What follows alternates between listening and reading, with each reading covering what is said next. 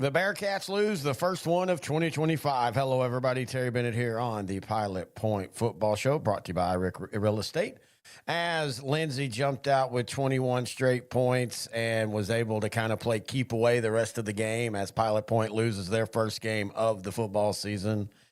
Great learning experience, I think. This is a program that you've got to learn how to win. You got to learn how to bounce back after losses. You got to learn to persevere. You got to learn to face adversity. And so this is a good first test for them. And I thought the way they responded in the second half showed that they had that resiliency. I don't know if a few years ago, if this team would have just completely folded. They didn't fold this time. No, they didn't win, but they kept playing. And that's that kind of stuff and I know we keep using those keywords such as laying the foundation, but that's exactly the way you lay the foundation, not only in how you play when you win, but how you play when you lose. And there are definitely some positives, such as running for 234 yards against a pretty big Lindsay defensive front. Josh Chumley continues to have a great year, 116 yards and a touchdown on the day. Defensively, it was just a size thing, and Coach will talk about that in the interview. There's only so much you can do when you play teams that are bigger than you. Same way as there's only so much you can do when you play teams that are very much faster than you, have more team speed. You can try to cut the corners and hit the angles and all that, but at some point, that kind of stuff matters. That's why more and more you hear coaches just talk about it's not whether we're the better team or they're the better team. It's which team matches up better for that specific night. And for this night, it was the Lindsay Knights. As always, I want to thank our sponsor, Rick Real Estate. Chance Kirby, give him a call, 940-300-6900. If you're looking to buy anything around the Lake Ray Roberts area, that's the guy you want to call or text. He has over a quarter of century experience in the area. And man, if you're going to be making your biggest financial decision, you want someone in your corner that knows the area, that knows the quality of the product, so to speak. And yes, real estate's a product, and there's good real estate and there's bad real estate, and Chance Kirby will make sure you're always getting the best real estate you can. 940-300-6900. That's Chance Kirby. You can call him or text him at iRick Real Estate. Also, again, check out their broadcast on YouTube. One of the best broadcasts in not only in 3A, but to me, all of the state of Texas when it comes to team-specific broadcasts. All right, we're going to take a break, and when we come back, it is the head coach of the Pilot Point Bearcats, Coach Chad Worrell, right here on the iRick Real Estate Pilot Point Football Show. Are you a 3A football fan? Well, of course you are. You're listening to the Pilot Point Football Show, which is 3A. Well, then you should check us out each and every week, sideline to sideline, the Class 3A edition. By the way, we also have a 4A and a 2A show, but check us out. You can either go to YouTube, youtube.com/@L4 Media Company, or you can find us on every podcast platform. Just type in sideline, the number 2 and sideline, or you can go to our podcast page. That's S2SGrantandTerry.com. We also talk college and pro. You can also check out our Patreon. Just go to patreon.com/L4 Media. Terry Bennett back here on the Pilot Point Football Show. Now joined by the head coach of the Bearcats, Coach Chad Worrell. And Coach, tough loss last week against Lindsay. You said it last week. You said we can't let the Knights get out in front of us early, and that's exactly what happened. Yeah, we came out and we were a little flat, and before we looked up, it's 21-0. There, I think first play of the second quarter or last play of first quarter, something basically 21-0. Then I felt like our kids settled in after that and started playing better, but it was just tough being down 21 points there to start. Trying to spin positives out of negatives, but this is a positive because we've talked so much since we've started doing this show and since you've come back to Pilot Point about how you're, basically rebuilding the program, from the ground up. And I thought one of the positives is y'all continued to play hard through the game, which something might not have happened a couple years ago. Yeah, I was proud of our kids. Challenged them at halftime to, come out and kind of play like we were capable of. And I thought the defense rallied a lot more there in the second half to the ball. And, man, hats off to Lindsay, and their coach, Coach Jones and that staff and those kids. They've got a good football team. And, they took advantage of us, of some of the things we did. And, and then, I thought our kids rallied and played well, a lot better on the offensive side of the ball after the first couple series of the game. And, defense rallied to the ball a little bit better there in the second half. So I was proud that our kids battled there. It was a physical game. It was the most physical game that we have had all year for sure. Well, and this is one of those games that, and you're a coach that likes to get non-district games that'll test you for going forward. And this is one of those games that'll test you for when you play the Palmers of the worlds and the Pottsboroughs and the Whitesboroughs in district. Yep. I mean, I think it will do nothing to help you. You never want to, do that through a loss. You always want to win every game, and everybody does. Community members and parents and coaches and kids and everybody else wants. It's hard to take that for the loss, but I think it'll definitely make us stronger, make us better for the rest of the season. After a game like that, what is the message during this week of practice to the players? I think it's just the emphasis on, making sure that we prepare and have a good week of preparation and that we don't underestimate opponents. I mean, we want to make sure we go out and, I talked to them yesterday a little bit about just mentally preparing in their minds for what they're going to see on game nights and not ever underestimating and you always want to overestimate, in my opinion, so that when you get out there, you're not shell shocked by someone being better than what maybe they looked on film or faster or whatever. You always want to prepare mentally for them to be maybe even better than they are, so that when you get out there, if nothing else, you're a little bit on the other side. They're not as good as you thought they were, and that's always a good thing. And I think that's the key in preparation. But we're going to rebound this week. Our kids had a good week of practice, and we're going to try to go out and get that thing turned back around this week. Speaking of this week, you take on Howe. What are your thoughts on the Bulldogs? I mean, they've got a good group. I mean, they play hard. They've played hard in their games. They'll be able to spread you out. They've got big linemen and remind me a lot of Callisburg. They just do a little bit stuff different. They'll be in the spread, and then they'll get into an unbalanced heavy set and just power you. And that's kind of what we faced last year against them. Was we'd stop their spread stuff, and then once they got into their power formation, tackle over and started doing things like that, we had problems with it. And so we've practiced this week on trying to prepare for that a little bit better. But they're a talented bunch, and they're well coached. You've been very open talking about your roster and the physical size of your linemen and stuff. And y'all are playing some pretty big squads size-wise on the field. As a coach, how do you coach against size when you have the quickness but not maybe the size? I mean, you just want to put your kids in a position where their quickness, you can take advantage of your quickness and use that as an advantage over just sitting in there and holding your ground, as you would like with big kids. If you got the size and strength advantage, you may tend to run a scheme where, like a zone scheme on offense or a base defense to where kids are playing more gap control and sitting there.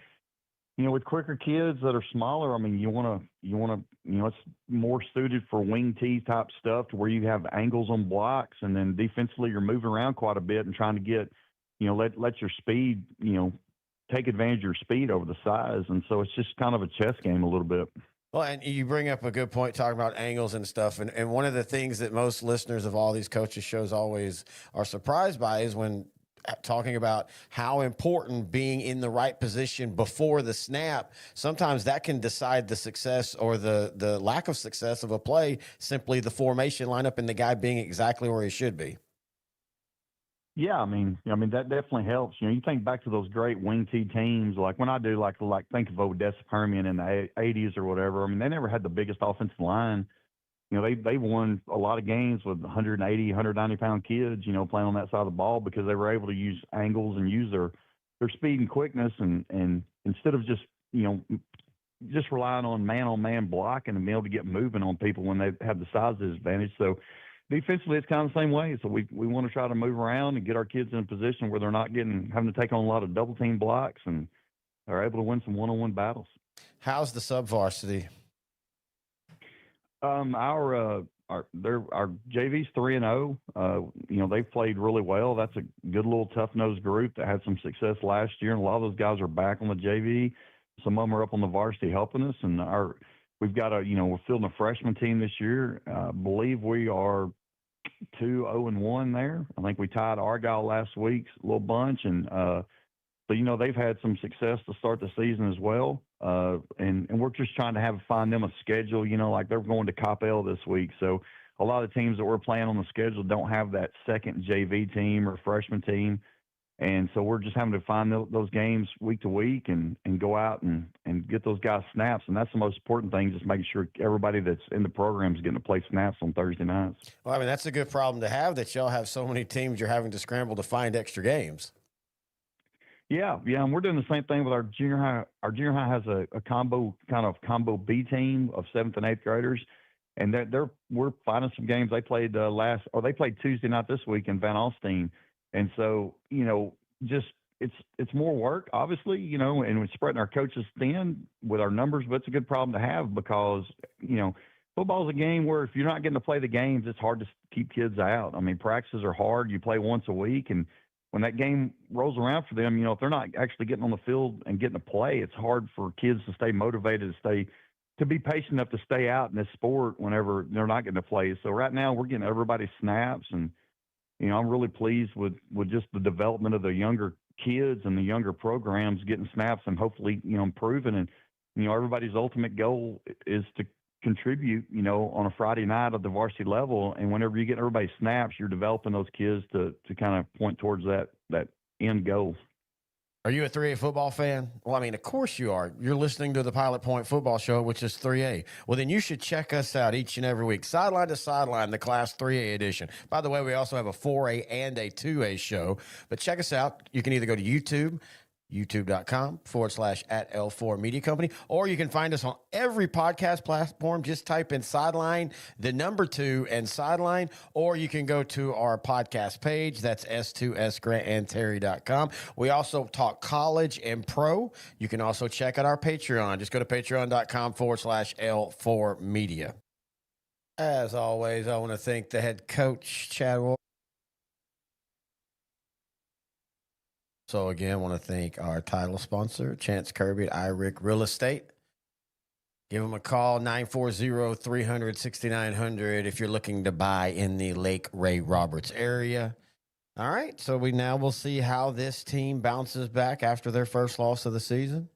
I think they'll bounce back well. I think this is a really good opponent for them, a team that they should be able to beat, but if they're sleeping on them, it could be a surprise upset, or I think it would be an upset. So we'll figure it out. If you have any questions, thoughts, or comments for me or for Coach World, just email me, terry@s2ssport.com. Also, once again, we're going to be doing a little bit of a mini documentary retrospective on the coaching life of G.A. Moore. And I know a lot of people in Pilot Point played for him, coached with him and all that. If you would like to be a part of that and add a couple stories to it and everything, please email me, terry@s2ssport.com. And guess what, folks?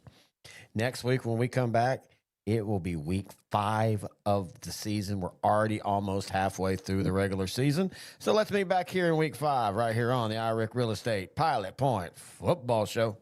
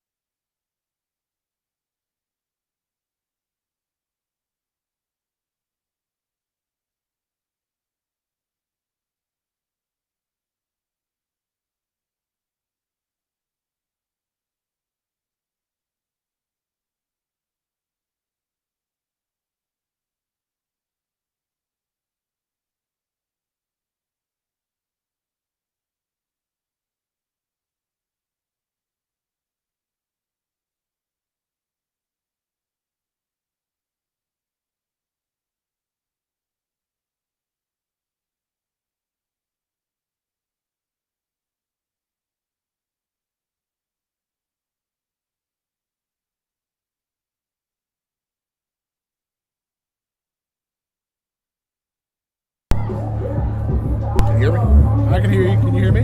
Yep.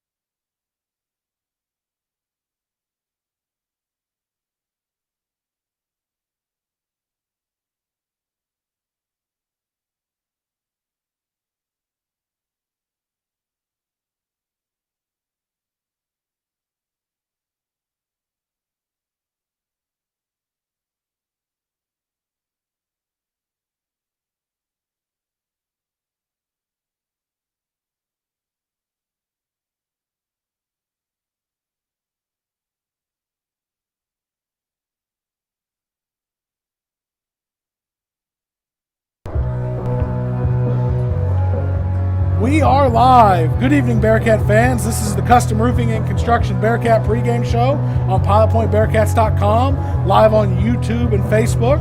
I'm Ryan Menard in the booth tonight with Chris Norman. Pilot Point hit the first bump of the road of the 2025 season last week on the road in Lindsay. Bearcats got off to a slow start in the first half. Took them a little while to adjust to the speed and size of Lindsay. But we talked about how they responded better in the second half. Much better effort, but it still resulted in a 42-22 loss to move to 2-1 on the season. Chris, how do the Bearcats take that experience of last week, learn from it, pack it up, and move on?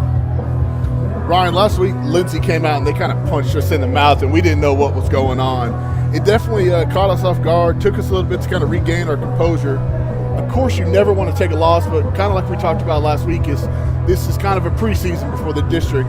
So hopefully we can use last week as a learning moment to what our weaknesses would look like and build off of that to shape the team a little bit better to get ready for district. I know my senior year we had an early season loss, a 7-6 loss in Sanger, and I know that helped us out throughout the season, though, that we were beatable and anything could happen in night. So it did help us throughout the year, though. I was happy how the Bearcats responded. They could have easily laid down in that second half, but they stuck it out. They fought all the way to the end. Talking about getting punched in the mouth, it's the third game of the year, and it's the third time they had been undersized. And I think they're used to being undersized, and the tenacity they play with can overcome. They weren't used to a team that was bigger than them that would really come off the ball and want to set the tone. Definitely took a couple quarters to adjust. But, yeah, well, you're exactly right. They could have laid down in the second half, and they didn't. They come out, greater tenacity, and it was a really good game in the second half. And it wasn't just because Lindsay dialed back. We really had moments we could have gotten ourselves back in that game. Through the first 2 weeks of last season, through the first 2 weeks of this season, we were seeing contributions from a multitude of different Bearcats. Last week, however, when the space wasn't there and things were tight, Coach Worrell really seemed to lean on his horses. Yeah, we leaned heavily on Chumley last week. He added to his stats on the year with 116 yards on the ground on 15 carries, ended up to 7th touchdown of the year. David only had 5 carries, but he racked up 50 yards and 2 TDs. I believe he had a 39-yard run in one of those, little scamper down the sideline. We also got to see David Pickrell in the Wildcat. That was a new little wrinkle in the offense. That we had some great plays in there. I believe he had 2 runs over 20 yards, so it was a nice little surprise from the Bearcats. We hadn't seen that all season, so hopefully maybe we can see that again tonight. Yeah, it was a good change of pace. I would like to see maybe at some point he is going to have to throw it, because Lindsay did seem to adapt and really start shutting it down. But he did get 2 big runs over 20 yards in his time as a Wildcat quarterback. Now focusing to this matchup with Howe, this will be the 36th meeting between the 2 schools, with Pilot Point having the slight edge of 19 wins, 15 losses, and 1 tie. Last year, the Bearcats were looking for their first win of the season. They were 0-3 when they went into Howe, and listening to Coach Worrell, said they had a few key opportunities to get away from them in that game, that they had a chance to win, and ultimately they walked out of Howe with a 28-25 loss. This year, the Bearcats are 2-1, looking to rebound from last week's loss and get back in the winner's circle before they start district play next week. Yeah, hopefully we can, kind of like I just talked about earlier, it's an opportunity to figure out what went wrong, what things you need to focus on. We need to shore up the defense, control the trenches like we've talked about in the first 2 games of the year. We did a good job on. Last week we didn't. So maybe that's something we can focus on. We can start forcing more turnovers and getting all 11 swarming to the ball on defense. And then offense, hopefully no untimely penalties, no turnovers, and be able to make some big plays. Yeah, I'd like to see Marmolejo, Ashton Williamson, some of these guys who really were contributors for the first 2 weeks get their touches, whether it come in the second quarter, in the second half, really get them the opportunity to get going. Drevion James has had a few carries for the Bearcats this year, seems to have a little bit of shiftiness to him. I think the Bearcats would serve well tonight, giving more backs the opportunity to get touches, keep everybody fresh, because we're going to talk about later this Howe offense and how it's going to challenge the Bearcats' defense and depth.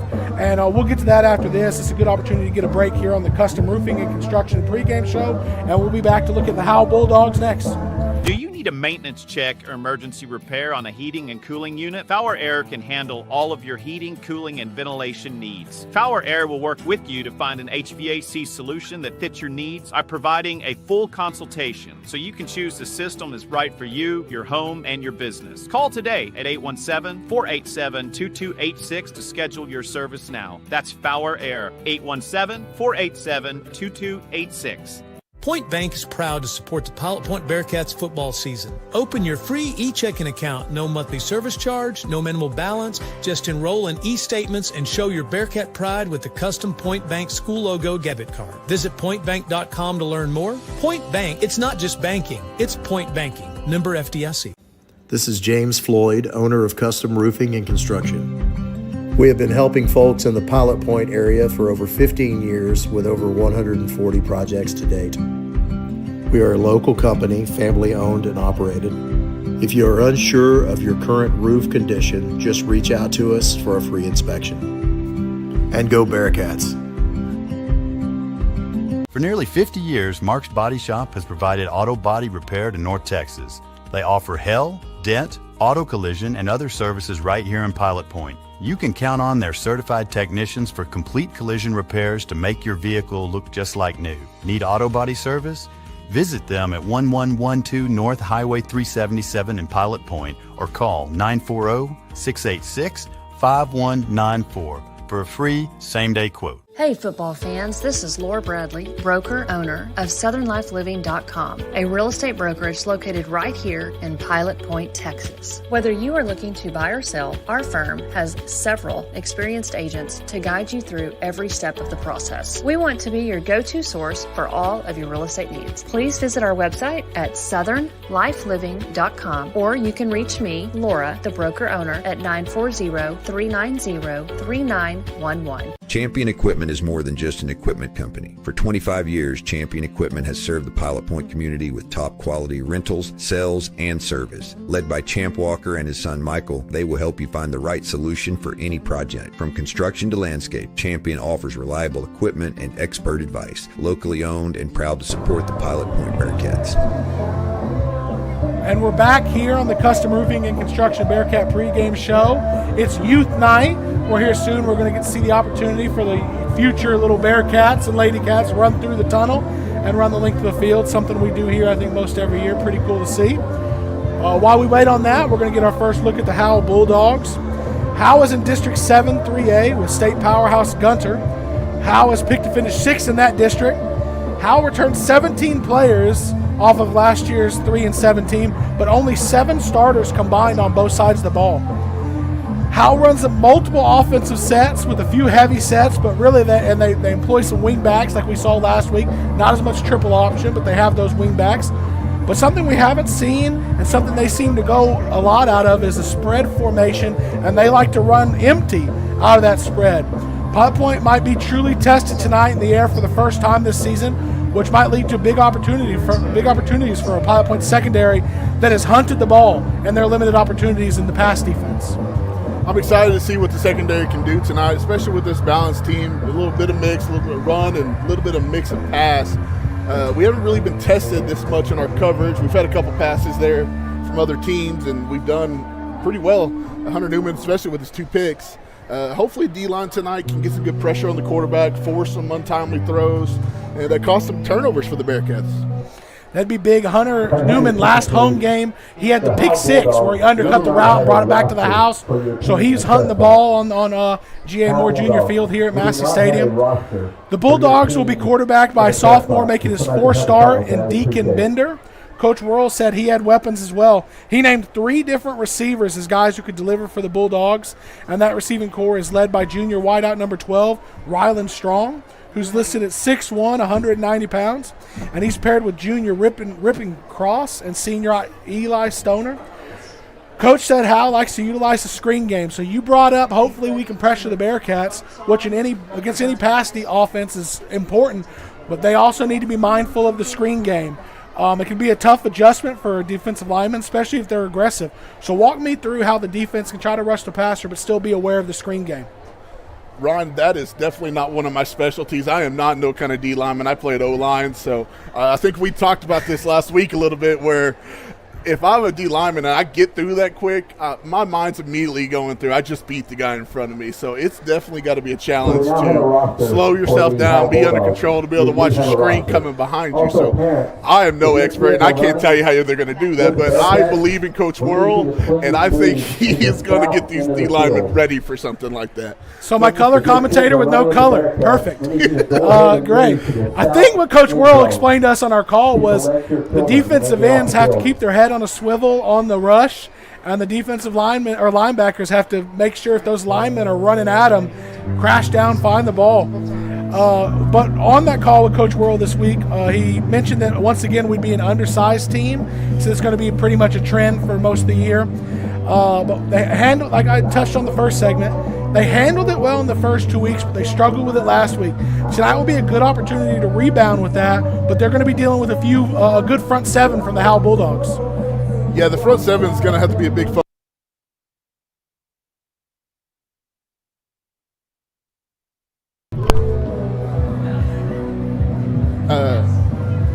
Defensive end Alex Mejia and Jacob Griffo, what a great name as a DN, are going to be pretty good athletes we're going to have to watch for, but their middle linebacker, Chris Torres, is going to be the main player focus on that defense for Howe. If the Bearcats can dominate in the trenches and control the front 7, we'll be doing great. Yeah, Coach Worrell talked about I've mentioned how there aren't that many returning starters. Chris Torres, the middle linebacker, is one of those guys who's had a few years starting for the Bulldogs, and Coach Worrell said he's a great tackler. So this will be the first time this season the Bearcats face an offense that's going to be more balanced. They are going to mix in the pass, and we've hit on it a lot the first couple of weeks and hadn't really come to play because of the run-heavy offenses, the clock's rolling. How can the Bearcats overcome a more balanced offense where we're going to have a slower clock tonight and not having a super deep roster?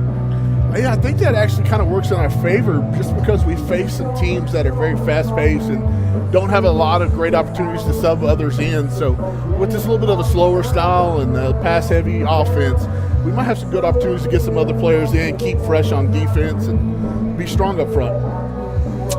Well, that's a good one, Nordy. You're listening to the Custom Roofing and Construction Bearcat pregame show, and we're going to take a break and come back with Keys to the Game. Life is full of steps. We learn to take small steps and big steps. We take steps toward adventure, to keep growing. Steps to build a future, to discover what's next. This is banking at its best. This is banking forward.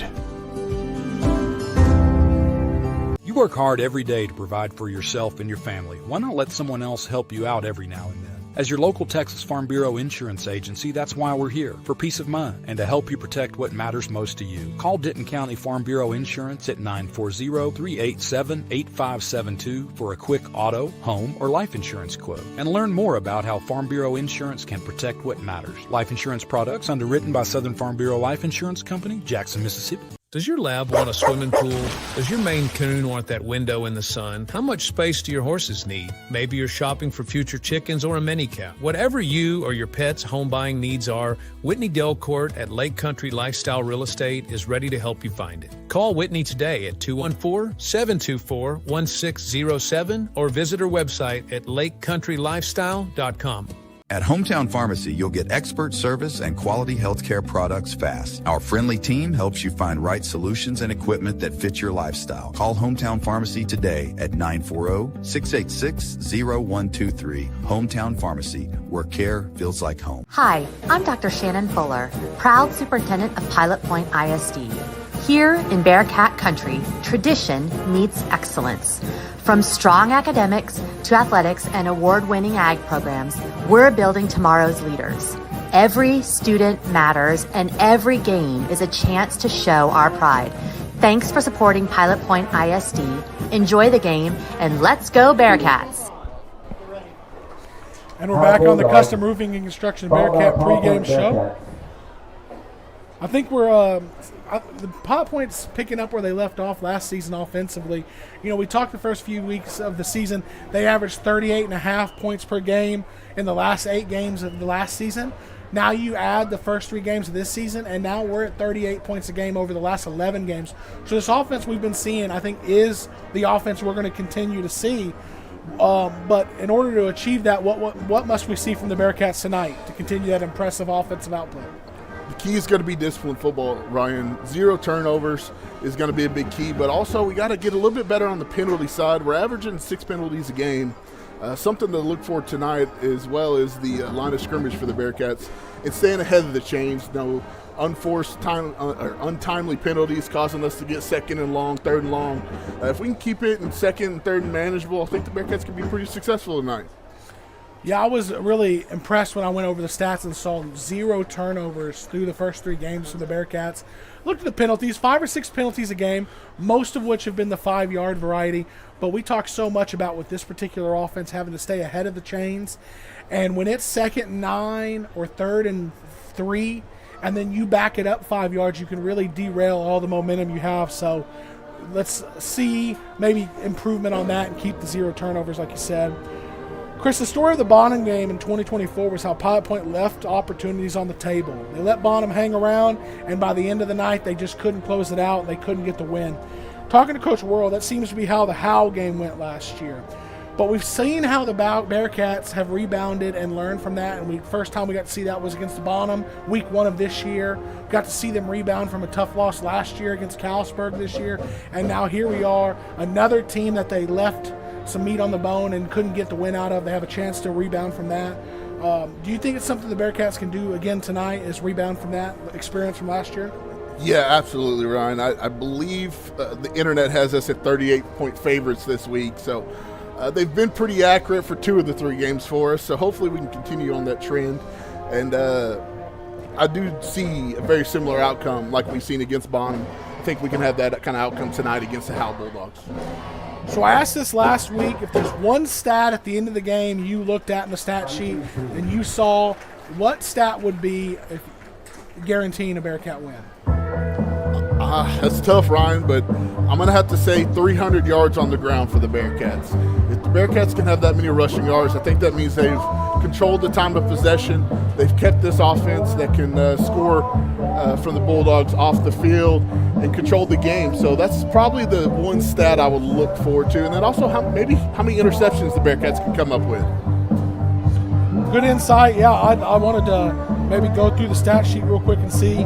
They've had success running this year. I know they had 300 against Bonham. They had 235. They had 503 against Bonham, 235 against Calsburg, but that was only less than 2.5 quarters, so well on the way. And then last week, 240, but the thing about that 240 is I'd say 60% of that, 70% of that was maybe on 4 plays. Yeah. Spread that out amongst the game. Make sure you get your yardage, but you're running a more even offense. And I believe the Bearcats would see the Bearcats to victory. So before we go to one final break here, we had a little bit of old Howe footage running before the game. More content that you can see on PilePointBearcats.com. So if you like and subscribe and follow the channel. We're live on Facebook. We're live on YouTube, as we will be every week. But we try to, sometimes we lose the feed, sometimes we lose the stream. If you like and subscribe on YouTube, anytime PilePointBearcats.com goes live, you'd get a notification. So in the instance that we do lose the feed or something like that, you get to get the update come straight to your phone, press the button, and you're back rolling again. So that'll do it for the Custom Roofing and Construction Bearcat pregame show. We're going to get a few words from our sponsors. We're going to see the future Bearcats and Ladycats run out of the tunnel, and we'll come back for the prayer and national anthem. Step into a world of kids' fashion unlike anything found in this area. The eclectic Boho, located in the red buildings at the intersection of Liberty Road and Highway 377 in Aubrey, Texas, offers fashion for your kiddos from newborn to 4T. Be sure to make us, the Eclectic Boho, your first stop for all things kids.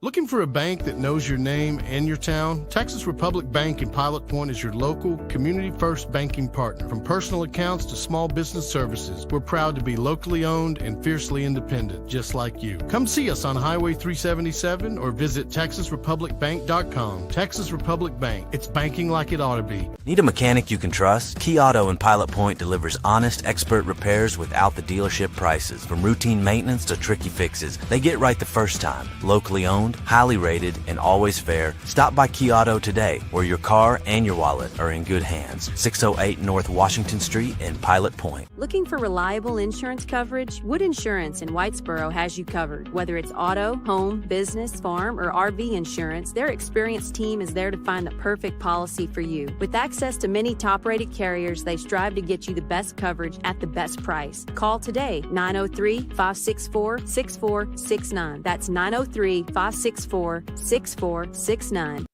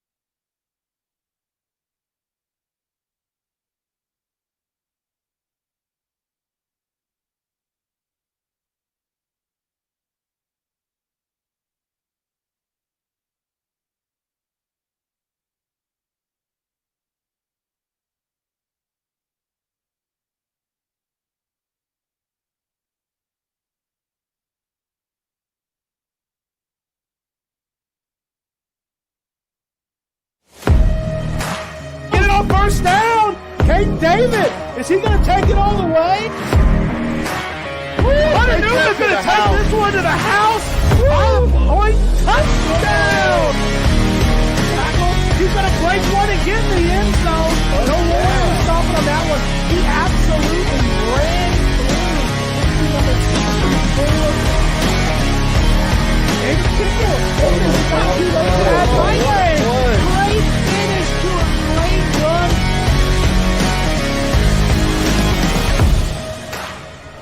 You're listening to Pilot Point Bearcat Football on pilotpointbearcats.com, brought to you by title sponsor Nick's Italian, big supporter since day one. We just saw the little Bearcats and Lady Cats run through. Pretty good sight with the new pyrotechnics and the smoke machine. But before we get into weather and uniforms, we're going to do the prayer and the national anthem, and then we'll come back and bring you kickoff.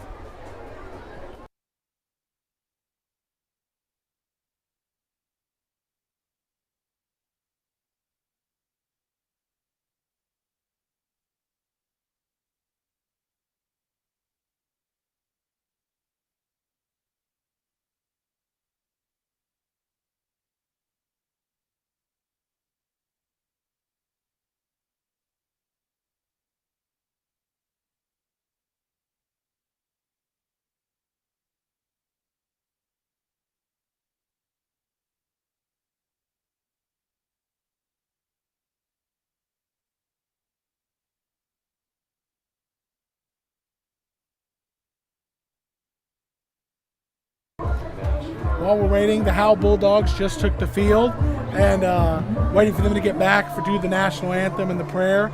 But it's a beautiful night here, Massey Stadium.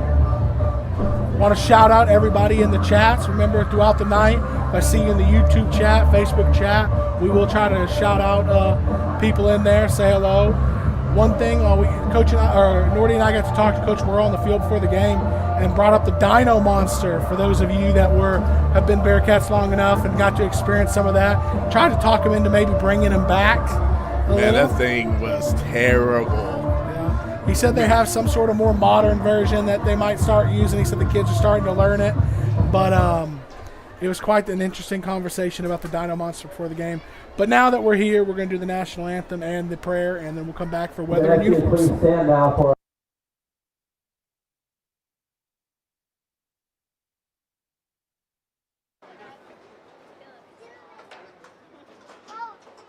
Let's pray. Dear Father, we thank you for today, Lord. We thank you for taking care of us this week. We thank you for allowing us to play a game of football tonight. Lord, I just pray for the safety of the Howe Bulldogs and the Pilot Point Bearcats tonight, dear Father. Lord, pray for the bands at halftime as they perform. Lord, they put in a lot of hours every week, and we are thankful for that. Just be with them as they play at halftime. Lord, we thank you for loving us and dying on the cross for us, and just keep us safe. In your name I pray. Amen.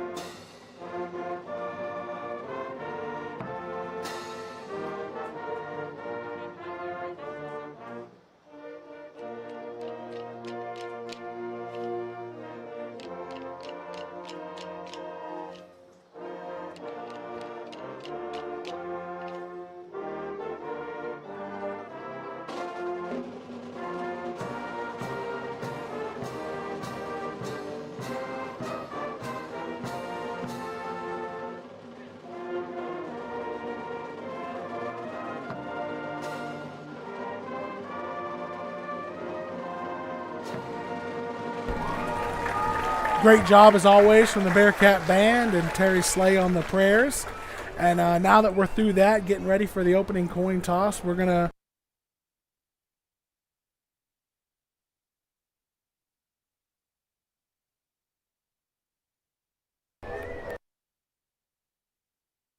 Job by the Bearcat band and Carrie Slay on the prayer as always. And as we get ready for the opening kick, we're going to go to a look at the weather and uniform checks for each team. Ryan, the Bearcats are wearing all orange for the first time this year. Orange jerseys, orange pants, got the traditional white helmets with the numbers on the side. The Howe Bulldogs, they're going to go with black pants, white jerseys. They got white helmets with Howe on each side. But we got a nice weather tonight, Ryan. 84 degrees here at GA Moorfield at Massey Stadium. Yeah, Pop Point saw as they were coming off the bus, carrying their jerseys in, seeing the all-orange look. First time in quite a while that I've seen it. I know we haven't been doing games the last couple of years, but not very often we've sported the all-orange look since my time. It's been a minute, yeah. Yeah, so the Bearcat captains for the coin flip are going to be number 2, Ashton Williamson, number 52, Julio Almaguer, number 18, Caden David, and number 13, Garrett Evans. And for the Bulldogs, it looks like we have number 7, Alex Mejia, number 4, Gage Carr, maybe that is number 2, Jacob Carroll, and I didn't get a look at the other one. Number 70, Sean Stanley. Sean Staley, sophomore. There may be 78, Will Ingram. One of the two. Will Ingram is a senior. They've got the jersey rolled up over the belly. Can't see the full number.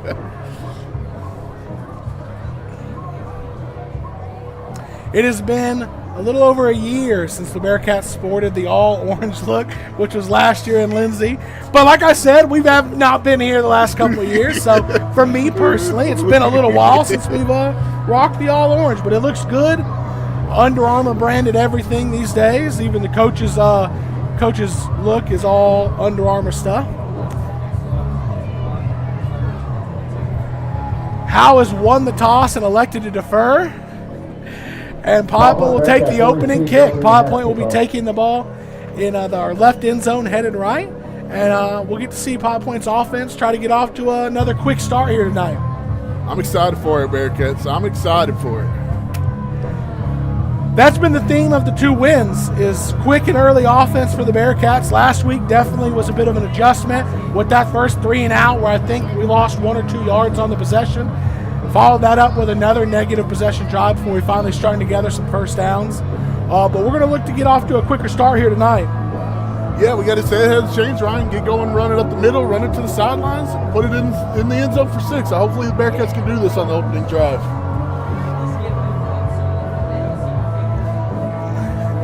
Back deep to receive for the Bearcats. Looks like it's going to be number 24, Hunter Newman, big play. Number 10, Drevion James. Both those guys showed some shiftiness. But as we see a lot here in high school, especially the lower classification, sometimes the kick, just fielding it, can be the biggest headache, biggest heart stopper in the early part of the game. It's gone in our favor early this year. Last time we were here, went in our favor. But see what the Bearcats can do here. Hopefully we've practiced this and prepared for it. Looks like we don't have any deep in the middle. Maybe that's an adjustment. Maybe Howe's going to do a pooch here. So all the coverage team for Howe's in 3-point stance. And it is a pooch right in the middle that's going to be fielded by Caden David. He's going to get a chance to return it. He's going to have the 40 before he's going to be contacted and brought down at the Bearcats' own 43-yard line by number 13 for the Bulldogs, Kendall O'Brien. Kicking off there was Fernando Sanchez for the Bulldogs, and they must have seen that on film. They're not kicking deep down the middle. They're either pooching it down the side or something just like that. Definitely good study there by the coaches for the Bearcats to be prepared for that. Ryan, this number 58 for the Bulldogs here. We highlighted him in the pregame show. He looks like a monster. Jacob Griffo. He's got that D lineman kind of name, doesn't he? That's right. He's going to be. He's an all looks team for sure. And Coach Worrell said his play will line match up to it. All right, I formation, first play of the game. Garrett Evans under center. He's going to pitch it to Josh Chumley. And he's going to find some room up the middle across the 50. He's going to take a handful of Bulldogs and bring them down, but not before he gets about 8-9 yards on first and 10. Successful start there for the Bearcats. We ran right at the guy we said was a monster, and we dominated the line of scrimmage there. Good start.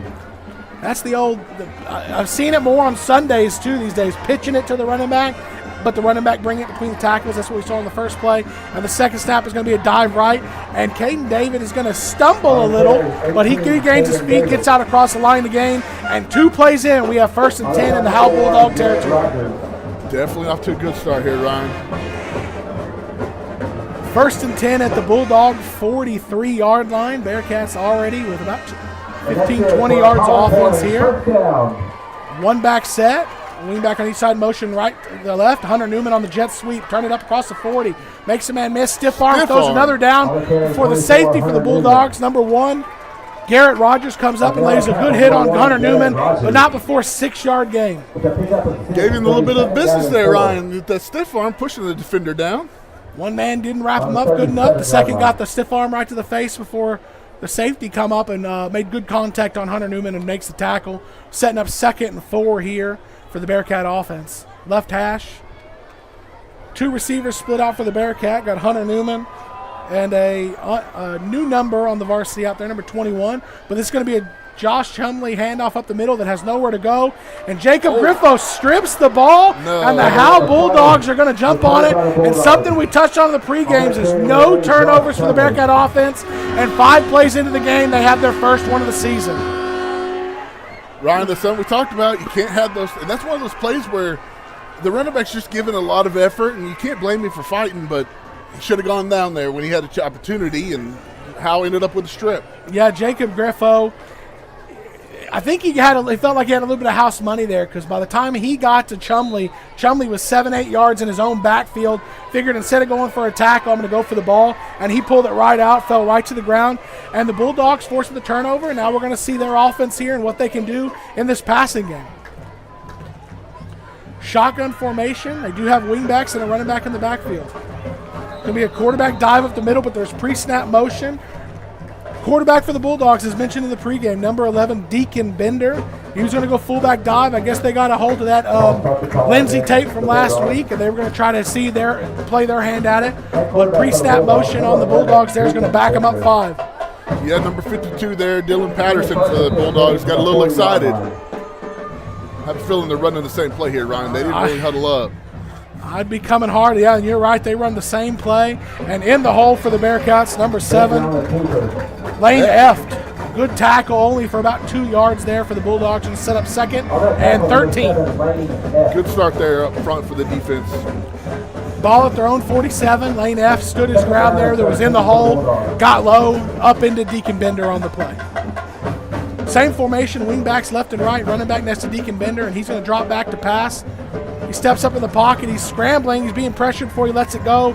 Deep out, incomplete. Intended for number 12, Rylan Strong. On the coverage, a couple Bearcats. Hunter Newman was on the coverage, along with Ashton Williamson, the safety. Ryan, that number 11 here for the Bulldogs has a kind of a different throwing motion for a quarterback. Doesn't look like he's going to have a really strong throw with it. Might be some opportunities for the Bearcats. Decent accuracy in the pregame, but he drags his arm along, kind of takes a little bit of velocity off. Ball hawking secondary members are going to have chances tonight. 3rd and 13, roll out right to pass, and he's going to deliver a deep out and undercutting it. Derevion James gets a hand on it, bats it down, and that's going to force 4th and 13 after the Bearcat turnover. Great job by the Bearcats forcing early 3 and out there. Definitely helped the Bearcats get with that penalty, getting Bulldogs behind the chains to start. Forcing 2 early passes in passing situations. It's easier to defend it when you know it's coming. Back deep to kick for the Bulldogs, number 1, Garrett Rogers. Hunter Newman, big play Hunter Newman, back deep to return for the Bearcats. Deep snap is a good one, and the punt is off, and it is not too deep. Need to get away from it midfield. It's going to bounce straight up and down, and it's going to roll to the Bearcat 28, and we'll get a break and come back on the other side. Is your AC struggling to keep up with the Texas heat? Call Capital Mechanical in Pilot Point. From fast, reliable repairs to brand new installations, their licensed pros keep your home cool and comfortable. Trusted since 2001. Capital Mechanical does it right the first time. Call 940-440-1100 today. Hi, I'm Greg Pelzel. Here at Pelzel Printing, we do custom embroidery, custom screen printing, and promotional product. You can reach Greg Pelzel at 940-453-5443. Go Bearcats. And we're back here for the second drive for the Bearcats with 1st and 10 at their own 28. a lot of good things on the first drive. One negative play resulted in a loss of yards and a fumble. See how they rebound here, and it's going to be a pitch to Chumley, who's going to have a seam to get. He's going to bounce it outside. Stiff arm man out across the 40 before he's pushed out at the Bearcat 49. More than enough for a first down, and that's going to be a late hit on number 1 Garrett Rogers of the Bulldog. There's a 3-yard barrier from the playing field that all the coaches and players are supposed to stay off of. Number 1 Garrett Rogers had Chumley past that and still decided it was going to be a smart decision to sling him around and throw him down. So after what was about a 20-yard run for the Bearcats, they're going to get 15 additional packed onto that. We're back to where we were on the last possession, Ryan. I got to give a shout-out to the linemen there. They had a hole the size of a Mack truck to drive through. And Chumley hit it, saw a good seam, got good blocking out there by Hunter Newman. Led to, like I said, it was about a 20-yard run before the additional 15. 2 backs in the backfield. It's going to be a pitch to Caden David. He has another seam. Jacob Griffo gets a hand on him and slings him down, but not until he got 6. The hole was big. Griffo was scraping and was able to get one hand on him. I don't know if that was a hand. That looked like a bear paw out there, Ryan. He snagged David up real quick. But not before 6 yards for the Bearcats. Still a great play for sure. 2nd down and 4 for the Bearcats for the 30-yard line. 2nd and 4 for the Bearcats. I-right formation. Kind of an unbalanced formation right, and they're going to go that way. Hole up the middle, out across the 25. Still on his feet, dives down at the 20, and that's going to be more than enough for a Bearcat first down right on the edge of the red zone. Right on schedule, Ryan. Staying ahead of the chains, getting some early first downs. Definitely exciting to see. Well, 1st and 10 from the 20-yard line for the Bearcats. Chumley, it's his area down here. He's coming to get a quick break, so we're going to see maybe Pickrell, maybe Caden David on a few carries here. David's the fullback. Looks like we got Ashton Williamson in the backfield here. And that's who's going to get the pitch. And he's going to bring it between the tackles, make a man miss, and he's going to get about 3 yards. You hit on it, Bearcat offensive line's getting movement because there didn't seem to be a hole. There didn't seem to be anywhere to go. He was contacted at the line, but the line had moved up 3 yards, so it's a 3-yard gain. Ryan, maybe we get some people out here in the chat to help us out. I'm wondering who this number 21 kid is. He's a pretty tall kid for us, probably the tallest on the team right now. He's playing receiver for the Bearcats, not on the new roster. Snap, it's going to be a pitch to the right, and this looks like – is this Caden David? He has the edge. He's got it. Touchdown, walk-in touchdown for Caden David and the Bearcats. He was not contacted at all on that. No one was even close to him. I don't even think he had to run full speed. It almost looked like he jogged in there, Ryan. Yeah, good brisk trot into the end zone for Caden David. Gives the Bearcats the early lead at 6-0. 7:58 left in the first quarter. We hadn't seen Coach Worrell actually run a 2-point conversion this year. Oh, we might Here it is. Here's the gate. Snap, roll out right. And I think we're just going to duck our head and get in the end zone. Oh. Number 15 there, Kate Stuckley with the Bearcat 2-point conversion. 7:58 left in the first quarter. Pilot Point 8, Howe 0. Hey there, Bearcat fans. While the Bearcats are headed toward the goal line every weekend, Raceway Ministries is at speedways all across the country, serving and sharing the good news of God's hope in Christ. Want to know more? Head over to racewayministries.org. And meanwhile, go Bearcats.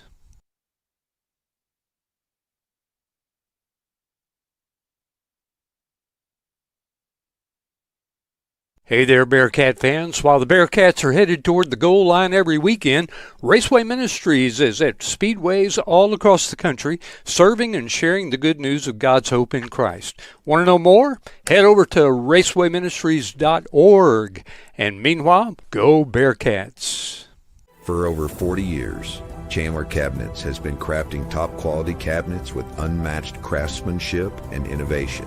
From concept to completion, their award-winning designs bring style and function to every space. Experience excellence built to last. Visit chandlercabinets.net or find them on Facebook. Chandler Cabinets, over 40 years of excellence. First kickoff for the Bearcats deep, fielded at the 10. Howe's going to try to reverse it. Number 12, Rylan Strong with it up the right sideline, push out the old 18. Trying some new technology here on the broadcast. Go back to the replay of that Caden David touchdown. Forgive us if it doesn't go live, but we think we got it here. For over 40 years, Chandler Cabinets has been crafting false alarm. Not quite ready. On chance. We'll get the next one, guys. We'll bring replays at some point this season. Getting some help in the chat and up here in the booth, number 21 for the Bearcats, Caleb Johnson, moved up to the varsity, getting some playing time this week. Howe out for the second drive. First drive of the game, they went backwards and punted. Let's see if the Bearcat defense can keep this momentum.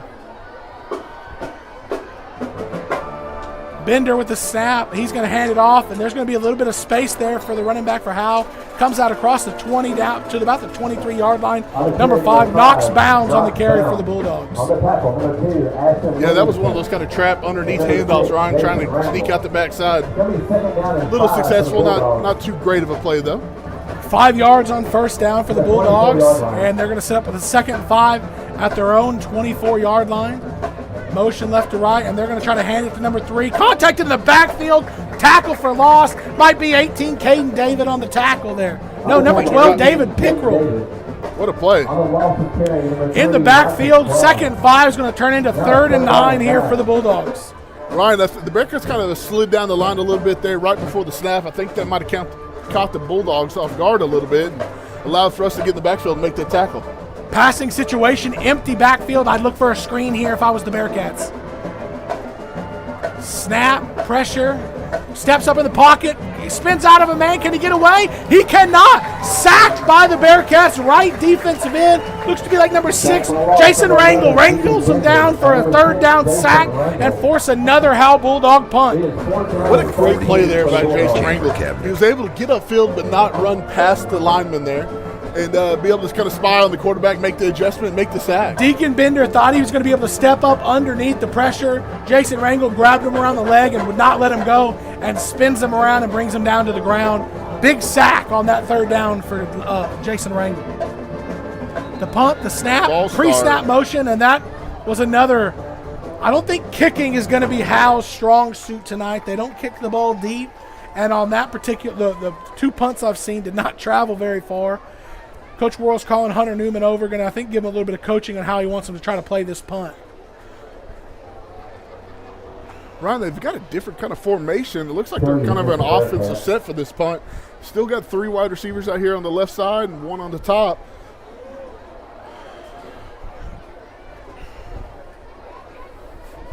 So punting deep in, well, wait a minute. They've marched this against the Bearcats. They stopped the play. So there was pre-snap motion and the play stop, so we all assumed it was on the Bulldogs. They marched the Bulldogs forward, but it's still 4th and 8 after the 3rd down sack. The Bulldogs are still, I'm surely going to punt at their own 20. A little bit of motion up front, and they're going to call this on the Bearcats. It's going to be 4th and 3. Whistles again. Oh, false start on Howe, actually. That's what the head judge over here motioned. The one who threw the flag called it on Howe. The Bearcats did move, but if they didn't come across, Howe moved in that response. And the 5 yards the Bearcats just gave the Bulldogs gave right back. And we're going to see a 3rd attempt at a snap and a punt here. They kind of worked in the Bearcats' favor. We got the 20-second delay, and I've got YouTube up here watching it like everybody else should be. Number 24 over here jumped about the same time the Bearcats did, so it worked in the Bearcats' favor where the penalty was on Howe. So 4th and 13, ball's placed at their own 16-yard line. The punter's got his heels on the 3-yard line. He gets the snap. It's a little high, but he's going to have time to kick. And it is a low roller down the Bearcats sideline. And it almost contacts the Bearcats there.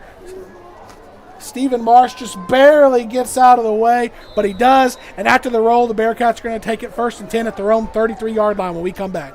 For insurance coverage you can count on, Shannon Stevens and Hutcherson Insurance Group makes protecting what matters simple. Be it business coverage, life insurance, home and auto, or group health, he's got you covered with his personalized service and trusted advice. Call Shannon today at 940-395-1181 to get started. With over 150 years' experience, Chapin Title in Pilot Point is here to help you. When buying or selling your next property, tell your realtor that you want to use Chapin Title for the experience they have and the convenience of being located right here in Pilot Point. You do have a choice, and that choice should be Chapin Title in Pilot Point. Here at Sideline to Sideline, we love to talk 3A football. Pottsboro, then Pilot Point, but Pilot Point might make it with, Chad's been up there.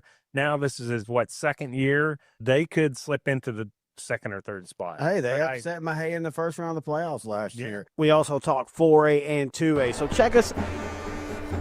First play of the Bearcat drive is a pitch left. David Pickle gets it, nowhere to go, tackle. He fights his way forward for 2 years.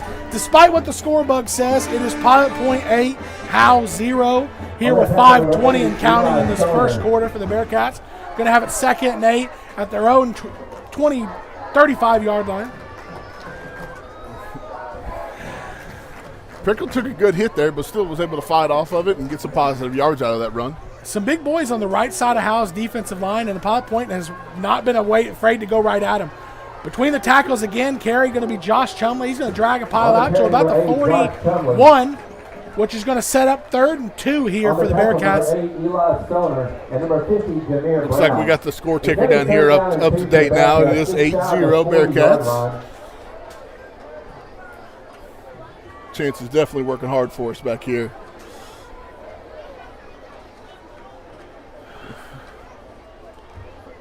Third and 2 for the Bearcats, breaking the huddle.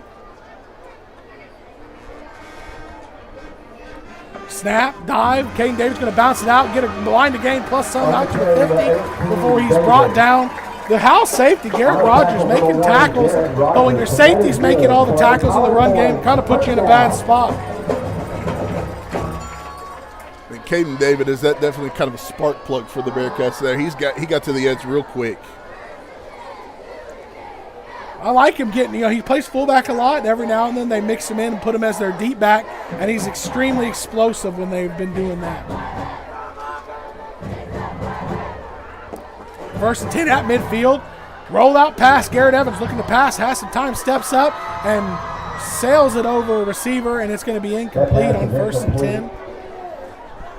I wonder if we were just trying to catch Howe off guard there. We haven't ran a pass yet. So maybe there's just a little wrinkle in the offense for us. Yeah, for those of you watching, I know on YouTube we are live, we are caught up. On Facebook, I don't know if it's just me, but it looks like maybe the screen is showing something different. If you're having Facebook issues, switch to our YouTube stream. We're there. Got everybody in the chat. Jermaine Leonard, Melanie Butler, or Billimer. Bill Meyer. Bill Meyer. My kinfolk there. Well, I just wanted to set you up to do something here. 2nd and 10, going to be a pitch. Chumley's going to bring it between the tackles out to about the 47, and now the pile's moving forward. After contact, he probably got another 5 yards out to the 43 of the Bulldogs, going to set up a 3rd and 3. It is 3rd down and 5. Ryan, looks like we got some young cheerleaders out here for the Lady Cats. Youth night here at Massey Stadium, seeing all the future Bearcats and Lady Cats. We're going to have a 2-receiver set here for the Bearcats. Riley Hayes on one side, Hunter Newman on the other. Chumley and David in the backfield behind Garrett Evans. And it's going to be a Caden David tackle, and Jacob Griffo looks like he has a switch when he wants to turn it on, and when he wants to, he can get in the backfield and wreak havoc like he did on that 3rd down. Ryan, what do you think we do here? Do you think it's a punt, or do you think we're going to go for here? 4th and manageable for us. Still early in the game. We've had the solid defense. So what do you think we do here? David Pickler coming on. I think it looks like they're going for it, but this classification, normally your punter is somebody who's a normal member of your offense too. So we'll see when they break the huddle what Coach Worrell wants to do here on this 4th and 5 with 2 minutes and 40 seconds remaining in the first quarter. Timeout, Bearcat. And we're going to get a Bearcat timeout to talk about this 4th down. We'll come back on the other side and see what they. With over 40 years experience, DC David Construction LLC delivers expert craftsmanship in metal buildings, cement work, remodels, painting, and more. Big or small, every job is done with professionalism and pride. Fully insured and ready to quote. Call 940-390-8656 today. Hey Bearcat fans, you're probably asking yourself right now, don't I know that voice? Yes, it's Terry Slay, the voice of the Pilot Point Bearcats, and have been for over 35 years. But more importantly, the Slay family has been serving the community's elect Ray Roberts in the funeral business. If you find yourself in need of a funeral home, please call us at Slay Memorial Funeral Center, and we'd be honored to take care of your family. Bearcats coming back on the field. The way they're staggering out, it looks like they might have. Well, we'll wait and see what they decide to do. 4th and 5. The ball's at the Bulldog 45. Maybe we can see that Bumblerooski here, Ryan. So just to talk about that, last week we called a Bumblerooski. We thought we saw one, but really The dive happened so quick and was stuffed. Josh Chumley was able to sneak it out the backside without anyone even seeing him. And this 4th and 5, the Bearcats have decided to go for it. Snap, pitch, and it's a halfback pass. Pickrell slings it down. Wide open, man. 2 Bearcats. Did one come down? They did. Yeah, they did. Hunter Newman stole it from his teammate, Michael Marsh. Both of them were wide open. They defended each other, and somehow Hunter Newman comes down with it. What a throw by Pickrell there. What a throw. Well, we asked for the Bumbarooski, but we got the halfback toss pass. 1st and goal from the 10. Big play there for the Bearcats. 25 yards on that pass by David Pickrell. Man, we saw him playing Wildcat quarterback last week. We said if he did that, we might need to see him throw the ball at some point. He just showed he could. He's got a great arm. I-right formation. Chumley, the deep back. He's going to get the pitch. Coming up between the tackles, and he's going to get in. Runs over a man on the way. Get out of the way. Touchdown, Josh Chumley. 14-0 Bearcats on that powerful run by Josh Chumley. I think that quarterback's going to make a business decision next time because I don't think he wants that business no more. He got all of it there and some right there. Huge run. And maybe when we come back, we will get to see that replay. We'll see what happens. No promises. No promises. The Bearcats swing the gate this time and we're going to go for one here. Anthony Torres has been reliable all season. He's got it teed up, and he's going to go for the Bearcat PAT. Snap, the hold, the kick is up. It's a great kick, and it's through. 1:59 left in the first quarter. Pilot Point 15, Howe 0. Communities. From restoring outages to upgrading infrastructure, our teams work around the clock to keep electricity safe, reliable, and ready. We're your neighbors. We're your power. We are TNMP.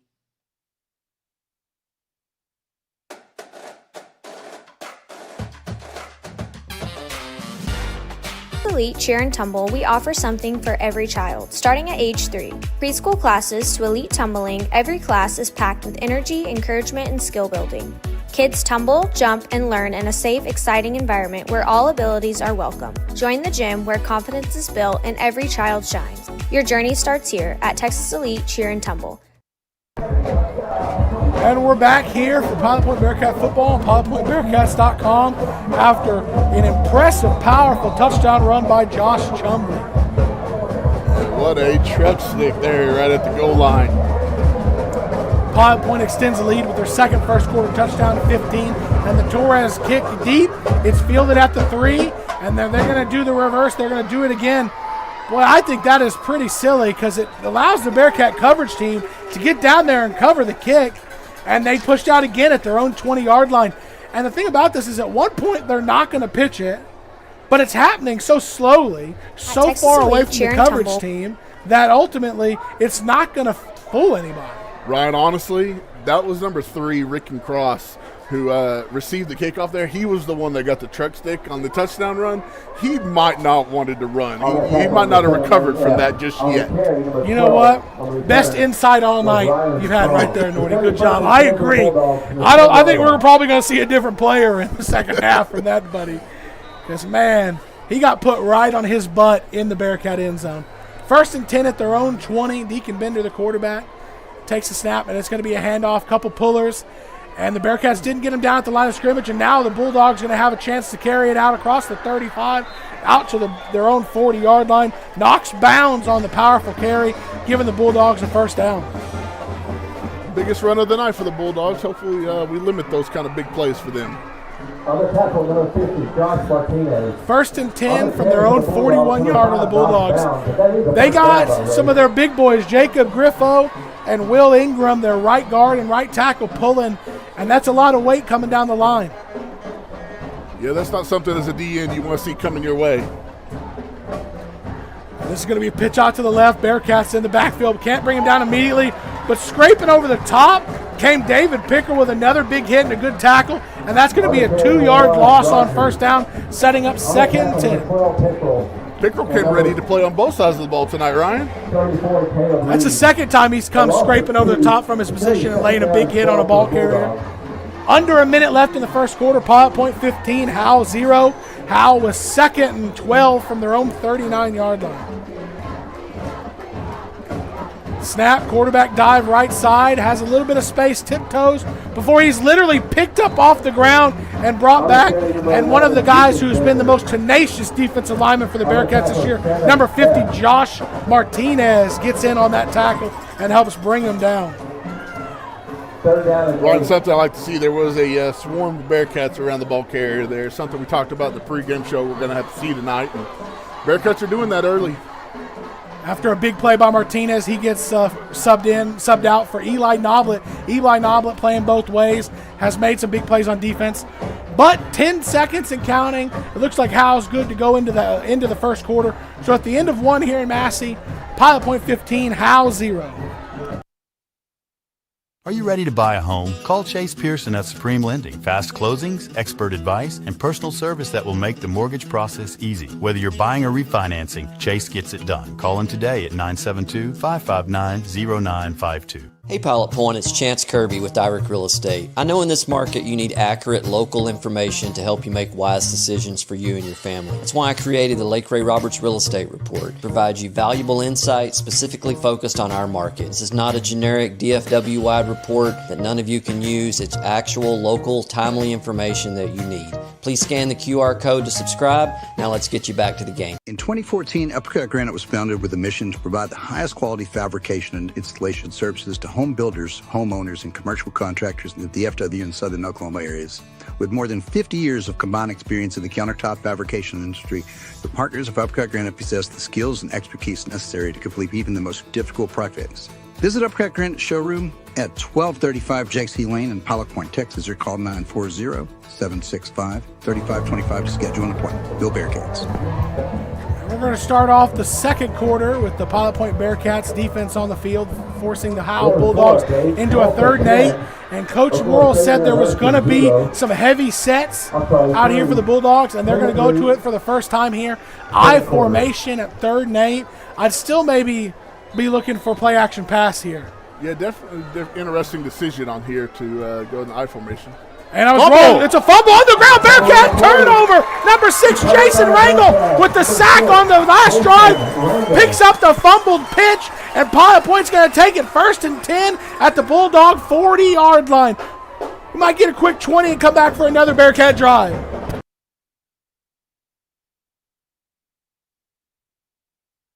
Looking for the perfect lawn without the hassle? Perfect Turf has you covered. From expert weed control and premium fertilization to full sod installation and artificial turf that looks lush year-round. We bring the green so you don't have to. Visit PerfectTurfTX.com for more information. Serving Pilot Point since 1878, the Post-Signal is your trusted source for hometown news. From local sports and school events to community milestones, we cover what matters most. Stay connected and subscribe today at PostSignal.com. And we're back after that Pilot Point forced turnover. That was what we've been doing, where it's I formation and we're pitching it to the running back who's running between the tackles, which I know has become a trend and it works well for us. But I'm always concerned with that. That could have been a handoff, but the pitch hits the running back in the chest and falls to the ground. And now the Bearcats are going to have 1st and 10 with an opportunity to have a big first play here. Josh Chumley gets the end around, and he's going to get 9.5 or 10 yards on that first down carry, getting it down to the Bulldog 31-yard line. Right at the line again. Let's see if they're going to mark it as a first. They're moving the chains. It'll be a first down. Chumley's up to 8 carries now. 64 yards and a touchdown. We leaned heavy on him last week with 15 carries. He's already at 8, and we're just into the second quarter. Could see a lot of Chumley tonight, which I don't have a problem with. 1st and 10 at their own 31. They're going right back to him between the tackles. Tries to spin out of a tackle, and he can't. That might not be Chumley. That's Ashley Williamson spelling Chumley on that. He had nowhere to go after receiving that pitch except backwards. Howe Bulldogs, the defensive line is seemingly picking and choosing their spots. And when they do, they're having success. But on a play-to-play basis, Pilot Point's getting the best of them. Yeah, definitely a difficult D-line to face. They haven't been aggressive all night, but like you said, play-to-play, every now and then they'll get pretty aggressive and can stop the Bearcats in the backfield. Ended up being a no gain on the play, so it's still 2nd and 10 for the Bearcats. Number 3, Eli Daniels, receiver for the Bearcats, split wide, and they're going to pitch it that way. And first man miss, Caden David, stiff arms, inside the 30, 25, 20, 10, 5. Caden David cannot be tackled. Another angry touchdown run by Caden David. He is a special player for these Bearcats. He just refuses to be tackled by one guy. You come through, he runs into the back of an offensive lineman, a guy gets a hand on him but can't get him wrapped up, and next thing you know, he's out of that hand and into the end zone for another Bearcat touchdown. The Bulldogs had a chance to get a 2-yard loss, but Caden David was not letting them have it. Well, yeah, one man is not bringing him down, especially tonight with these Howe Bulldogs. They swing the gate, and Torres is going to tee up another PAT attempt here for the Bearcats. 10:47 left in the second quarter. Pilot Point, they're looking to extend their lead to 22-0.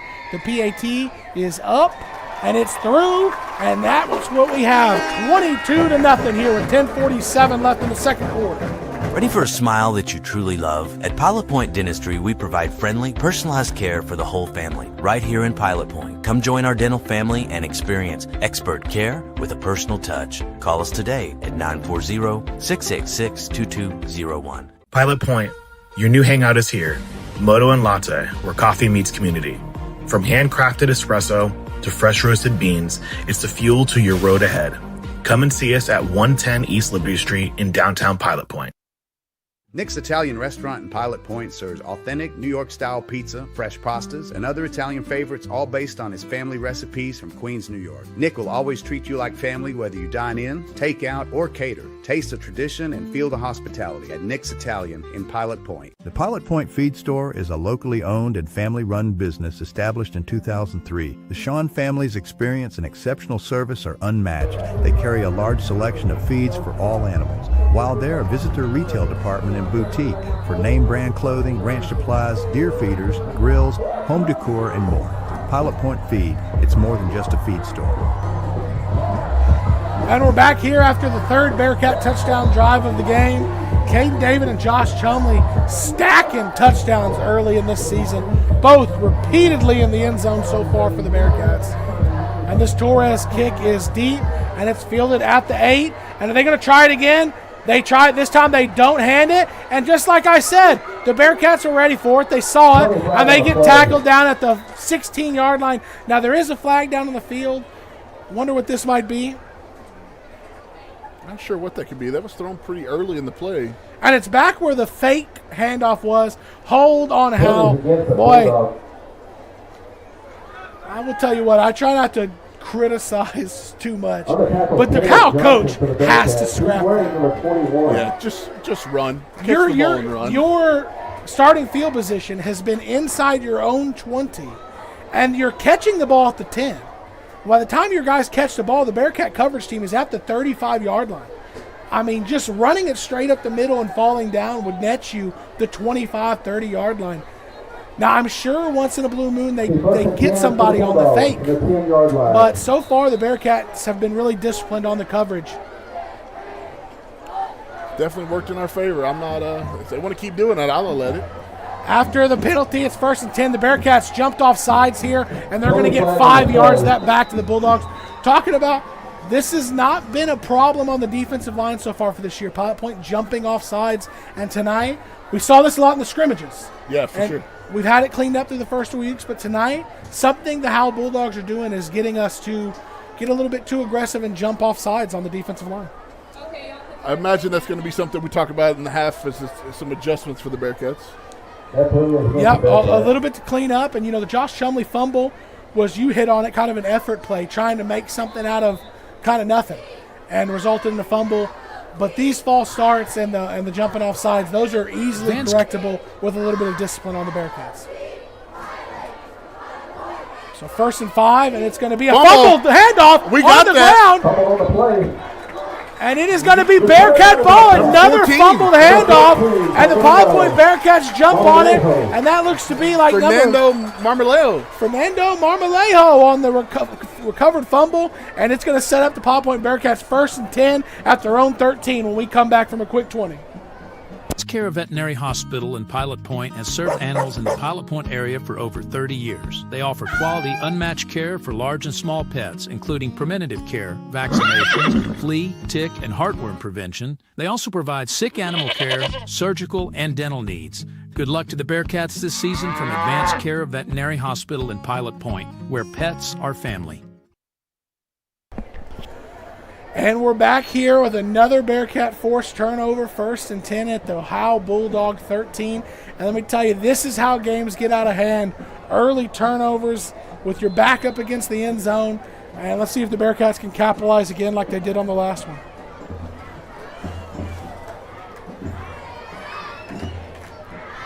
First and 10, it's going to be a rollout. They have a man, Hunter Newman, in the end zone.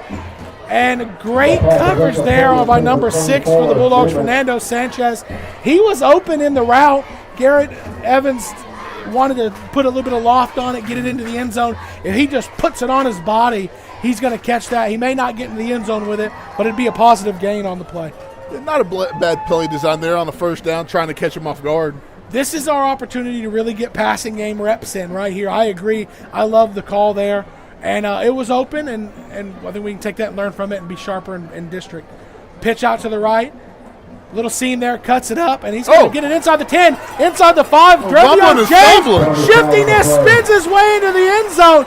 The Bulldogs had 3 or 4 chances. There's a flag back at the 15, and this touchdown might be coming back. Excellent effort by Drevion James. A jump cut, a spin move, another jump, another spin, and he found his way in the end zone. But all that worked for naught because it's coming back from an uncharacteristic hold. We haven't had a whole lot of holding penalties this year. Yeah, is that our first one, Ryan? So in our statute that we use, we don't actually necessarily get a full description of every penalty. We've only had 1 or 2 10-yard penalties this year, but I can't remember a hold, but it might have been there. It's got stuck for James there. That was a heck of a run he had. Drevion with a great run there. What should have been a Bearcat touchdown is now going to be 2nd and 20. 2-back formation, and it's going to be a pitch to the left. He's going to have some lead blockers. He runs the man over. Number 10, Drevion James, is going to get basically the penalty yardage back and set up a 3rd and 10 from the 13-yard line for the Bearcats. Nope. Pick up half of it, 3rd down and 10. So we did have a hold back in week 2 against Callisburg, but that probably is, it's one of few, I can tell you that. 3rd and 10 from the 13. That penalty took 6 points off of the board for the Bearcats, and see if they can recover. Ryan, I don't blame the guy, but number 22 here did not look like he was very well interested in making a tackle there on James. For the Bulldogs there, he saw what happened to his counterpart in the other end zone in the first quarter. 3rd and 10, Garrett Evans, drop back pass, rolling out right, looking for a man in the flat, and it is overthrown and incomplete. Might have had to pick roll in the end zone, or Stuckley in the end zone, but incompletion. We're going to see a Torres field goal. I think it's the first 3-point field goal attempt we've seen this year, but we watched Torres kick pregame in Lindsay, and he really has a leg. Yeah, he's definitely got good accuracy and a good leg, so it'd be interesting to see what happens here, Ryan. I believe in the kid. We are comfortably within his range. We're somewhat in the middle. We'll see how the operation goes. Hopefully it's a clean operation, and we can take advantage of that Howe Bulldog turnover with at least 3. It'll be a 30-yarder. The snap, the hold, the kick is up. It'll be far enough, and it is through. 9:19 left in the second quarter. Pilot Point 25, Howe 0.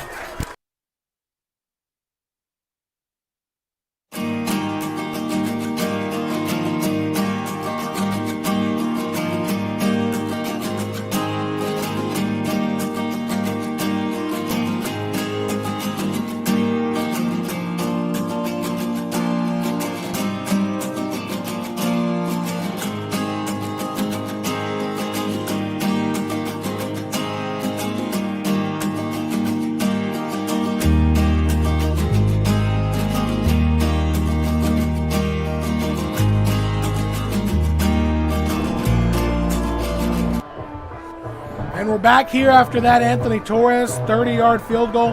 When we watched him kick in Lindsay, I think you and I determined 42 yards is the range. So when I saw that teed up at the 20 for a 30-yard field goal, knew it was comfortably within the range. Yeah, definitely impressive leg for a high school. Don't see that very often, especially in smaller classifications. Yep. Well, it was good. I don't think Torres has this kickoff teed up, and he's going to send it deep. He does, and it's going to be fair caught at the 12, and I think with the new rules, they're going to bring that out to the 25 if it's like college, which that I think right there was a really good decision from the Howe Bulldogs special team unit. Going to give themselves some room to operate. Maybe the Bulldogs head coach is listening to us, Ryan. You never know. Hey, yeah, it's possible, right? I mean, after the success in the first couple weeks we've had calling things, I mean, you can't blame the guy.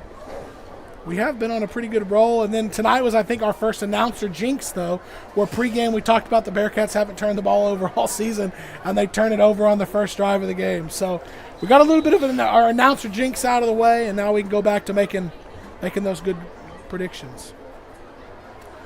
Howe first and 10 from their own 25 in the shotgun. 2 receivers left, 1 right, and it's going to be that draw up the backside, and there's room to go for the Bulldogs. Number 5 running down the field, across the 50, upended and drugged down out across the Bearcat 40. Number 5 knocks bounds on the big gain for the Bulldogs. 25, 35, almost 40 yards on the carry for the Bulldogs.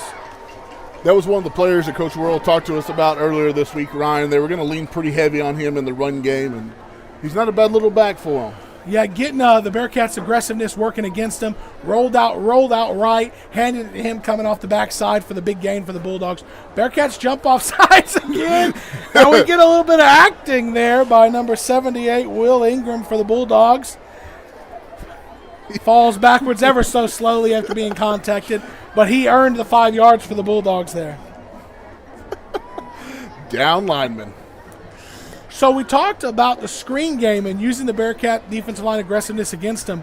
That little sprint draw is the one that we've seen that's been effective. We've yet to see in a screen game. So we'll see what happens here on this drive. 1st and 5. Roll out, pressure, throwing it down. Hunter Newman in coverage, one-on-one. Great coverage by Hunter Newman. Over his head, out of bounds. The referee gave an uncatchable signal like there might be interference. I thought it was pretty good coverage by Hunter Newman. He might have jumped a little bit early, but I think the refs here saying the ball was going to be out of bounds, so maybe that's what he's calling uncatchable. But I thought it was close enough, but definitely a good no call, though. Rylan Strong, the intended receiver, he's kind of looking over to the sideline, asking for another chance. Coach Worrell gave Hunter Newman a few tips after that play, and we're going to set up 2nd and 5 here for the Bulldogs. It's going to be a quarterback run between the tackles, and it's going to be almost at the line to gain for the first down. Looks like it might set up a 4th and a half yard. It must be 3rd down. I guess I lost track of the downs after the false start. They're saying it's 3rd down on the chains. So 3rd and about a half yards under center. Quarterback sneak. A very timid one, but enough to get the line to gain. And Howe's going to get a first down inside the 30-yard line to about the 26, 27 of the Bearcats. Yeah, you could tell there was a QB sneak coming there, Ryan. The Bulldogs jumped to the line of scrimmage pretty quick, hoping to catch the Bearcats off guard a little bit. Approaching the 8-minute mark here in the first half with the Bearcats up 25-0. But Howe seriously threatening here with 1st and 10 at the Bearcat 27-yard line. 2 receivers right, 1 left. Bender in the backfield takes the snap, and he's looking right to throw. Pressured immediately. Nowhere to go, and he's going to ground it. That's going to be intentional grounding, I believe. He was tackled by 3 different Bearcats. The ball, I don't believe, got to the line of scrimmage. And I must be wrong. They're not calling intentional grounding, so the Bulldogs got bailed on that one. Bender able to get rid of it late, and they gave him the benefit of the doubt on it. So 2nd and 10 here for the Bulldogs. Yeah, Ryan, I'd love to see a replay of that, Chris. Yeah. I definitely thought it was intentional grounding, though, Ryan. He was probably 3 yards shy of the line of scrimmage. Coach Worrell's a pretty mild-mannered guy because he was calling for it too. And when they didn't give it to him, he just kind of let it go. I formation pitch between the tackles. That's number 5 there for the Bulldogs. Fights forward once again, knocks bounds. He's been the one guy to get a few things going for the Bulldogs. Going to move 2nd and 10 to about 3rd and 4 here for the Bulldogs. And number 10, Brady on James. It is 3rd down and 4. I keep waiting to see them try to pop one of those screen passes, especially with as aggressive the defensive line's been with the pressure. 3rd and 4 wide. Say it's a good time for it. They're in an I formation. And once again, they get the Bearcats with the hard count, and it's going to give the Bearcats, or it's going to give the Bulldogs 5 yards in the first down. Talked about Coach World being a pretty mild-mannered individual. He was not very mild when the penalty flag came out on that. There's a timeout coming out. I bet it's Coach World to talk to the defense, try to figure that out. While he takes a timeout, we're going to take a timeout. Do you need a maintenance check or emergency repair on a heating and cooling unit? Power Air can handle all of your heating, cooling, and ventilation needs. Power Air will work with you to find an HVAC solution that fits your needs by providing a full consultation so you can choose the system that's right for you, your home, and your business. Call today at 817-487-2286 to schedule your service now. That's Power Air, 817-487-2286. Point Bank is proud to support the Pilot Point Bearcats football season. Open your free e-checking account. No monthly service charge, no minimal balance. Just enroll in e-statements and show your Bearcat pride with the custom Point Bank school logo debit card. Visit pointbank.com to learn more. Point Bank, it's not just banking, it's point banking. Member FDIC. This is James Floyd, owner of Custom Roofing and Construction. We have been helping folks in the Pilot Point area for over 15 years with over 140 projects to date. We are a local company, family owned and operated. If you are unsure of your current roof condition, just reach out to us for a free inspection. And go Bearcats. Nordy, I see our old defensive line coach, Coach Phillips, in the chat, and I can hear him now. I can hear his voice now about how he would be yelling at us if we jumped off sides. And I'm sure Coach World gave his team some of that right there in that timeout. I formation for the Bulldogs. Pitch, another fumble pitch on the ground. I think Bearcat that is ball. Bearcat ball, another fumble turnover. Number 20, Michael Marsh on the recovery. And I just, so unnecessary to pitch that. Why? Why are we doing that? It's a dive. The ball's being handed off in between the guard and the tackle, and you're pitching it, and that is the 3rd time they've put that ball on the ground. And we do this too, and we've luckily not fumbled that exchange yet, but it just seems so unnecessary to me. I imagine we probably won't see that the rest of the game for the Bulldogs. They're 0 for 2 and 2 fumbles on that, so I don't think they'll run that play again. Well, we made one call on what they probably shouldn't run, and we've been right so far, so we'll see. We'll see where it goes from there. But, yeah, it just seems so unnecessary when you can hand that off. And it's not even like – so you talk about reading your keys, trying to fool the linebacker. The linebackers wouldn't even be reading that as a sweep either. It's clearly coming between the tackles with the lineman motion and even the route of the backs. Motion left to right or right to left. It's Hunter Newman. He's going to get the edge, and a big block by Michael Marsh is going to spring it across the 40. Newman cuts it back, and he may take this all the way. He is 20. 10, touchdown Hunter Newman, but you have to go back to the point of attack where Michael Marsh, who just recovered the fumble, lays a huge open field block, pancake, springs Hunter Newman for the touchdown. Huge play for the Bearcats. What a change of possession there for the Bearcats. Holy moly. Turnovers, it can happen in the blink of an eye. You turn the ball over, and next thing you know, the ball's going into the end zone the other way. Great explosive play. I called Hunter Newman a big play guy earlier, and he made me look good right there because that was a huge touchdown run. What, 85 yards, Ryan? We'll go to the stats here in a minute and get the exact yardage on that run, but it was a monstrous touchdown run. 85 yards there for Hunter Newman on the jet sweep action. What a play. Torres with the PAT. Snap, hold, kick is up. It is good. 6:48 left in the first half here at Massey. Pilot Point 32, Howe 0. For nearly 50 years, Mark's Body Shop has provided auto body repair to North Texas. They offer hail, dent, auto collision, and other services right here in Pilot Point. You can count on their certified technicians for complete collision repairs to make your vehicle look just like new. Need auto body service? Visit them at 1112 North Highway 377 in Pilot Point or call 940-686-5194 for a free same-day quote. Hey football fans, this is Laura Bradley, broker owner of SouthernLifeLiving.com, a real estate brokerage located right here in Pilot Point, Texas. Whether you are looking to buy or sell, our firm has several experienced agents to guide you through every step of the process. We want to be your go-to source for all of your real estate needs. Please visit our website at SouthernLifeLiving.com, or you can reach me, Laura, the broker owner, at 940-390-3911. Anthony Torres has it teed up here. The Bulldogs yet to break the huddle. Looks like the coach is pulling them together, trying to inspire them a little. You know, they've gotten some momentum on offense. They've gotten some plays. They've made some things happen. They've gotten a few plays in the backfield, but they just haven't, on defense, they haven't been able to string together multiple good defensive stops. And then on the offensive side, the fumbled exchanges in the backfield has just absolutely killed them. Ryan, in the pregame show, you asked me one stat that if the Bearcats had, that would indicate a win for us. The answer I gave you was 300 yards on the ground, and also what the turnover, if we won a turnover battle. And as of right now, we're 4-1 on the turnover battle, and we're at 238 yards on the ground rushing so far. So definitely a good start in that prediction for what I was saying in the pregame show. For the Bearcat Club. Hunter, this is a nice average. Hunter Newman, 2 attempts for 91 yards and the touchdown. 64 yards from Chumley, 69 for David, and both those guys have touchdowns as well. The Torres kick is deep, and it's going to be fair caught again at the 9, and the Bulldogs are going to take possession at their own 25 when we come back from this break.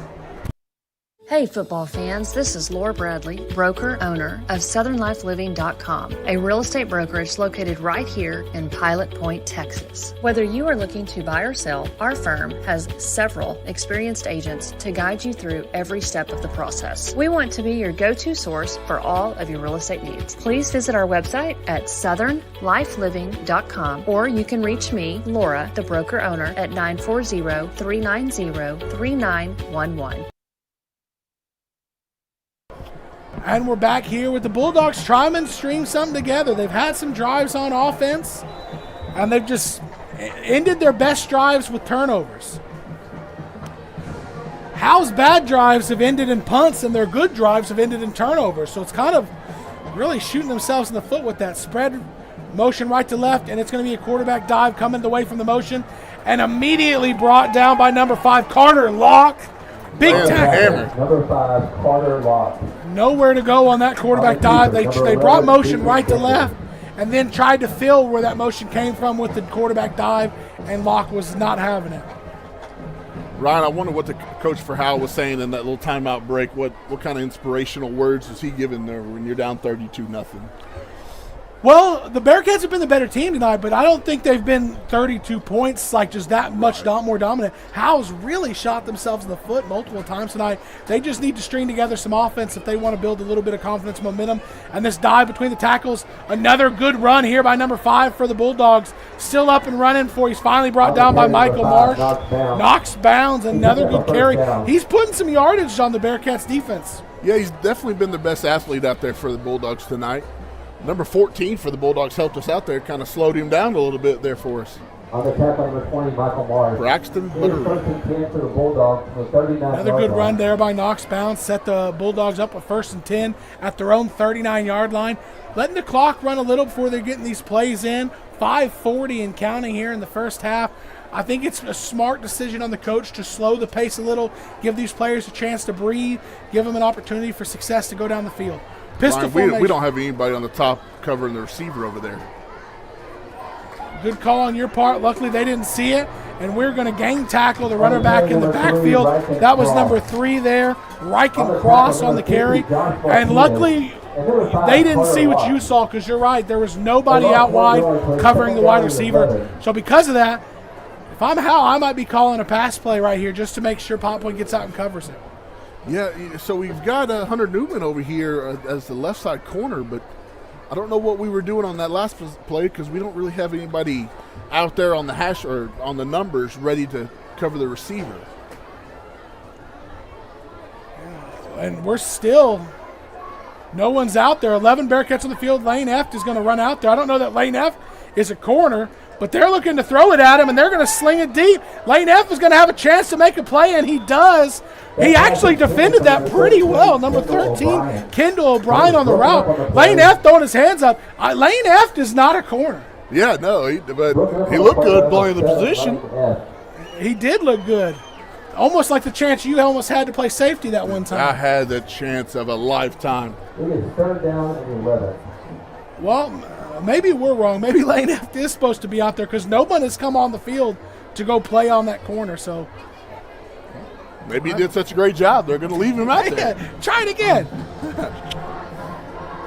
Well, it's going to be 3rd and 11 for the Bulldogs. Motion. Dive, Knox Bounds going to have another chance. He's going to get the first down. Oh, no. And Knox Bounds is going to get the Bulldogs on the board. Looking back, no flags. And the Bulldogs are going to take it 61 yards to the touchdown. Knox Bounds gets the Bulldogs in the end zone and on the scoreboard. It's definitely a play we're going to talk about at halftime because that's been the most successful. We've had kind of the delay handoff underneath play for the Bulldogs. So there must not be because there were multiple plays to the Bearcat defense on there. From our point of view, it kind of looked like there was confusion because they had a play where the guy wasn't covered, and the 2 plays where Lane Uft was out there, he's kind of throwing his hands up like, this where's isn't my everybody? spot. Yeah, and it resulted in a big play for the Bulldogs here. We'll see what their kicking game is like, the PAT. The snap is high. It gets down, and they're not going to be able to do it. And they're going to fire, and it's going to be tackled for an incomplete conversion. It looked like number 6 there for the Bearcats. Jason wrangles him down, and that'll send us to break. 4:27 left in the second quarter.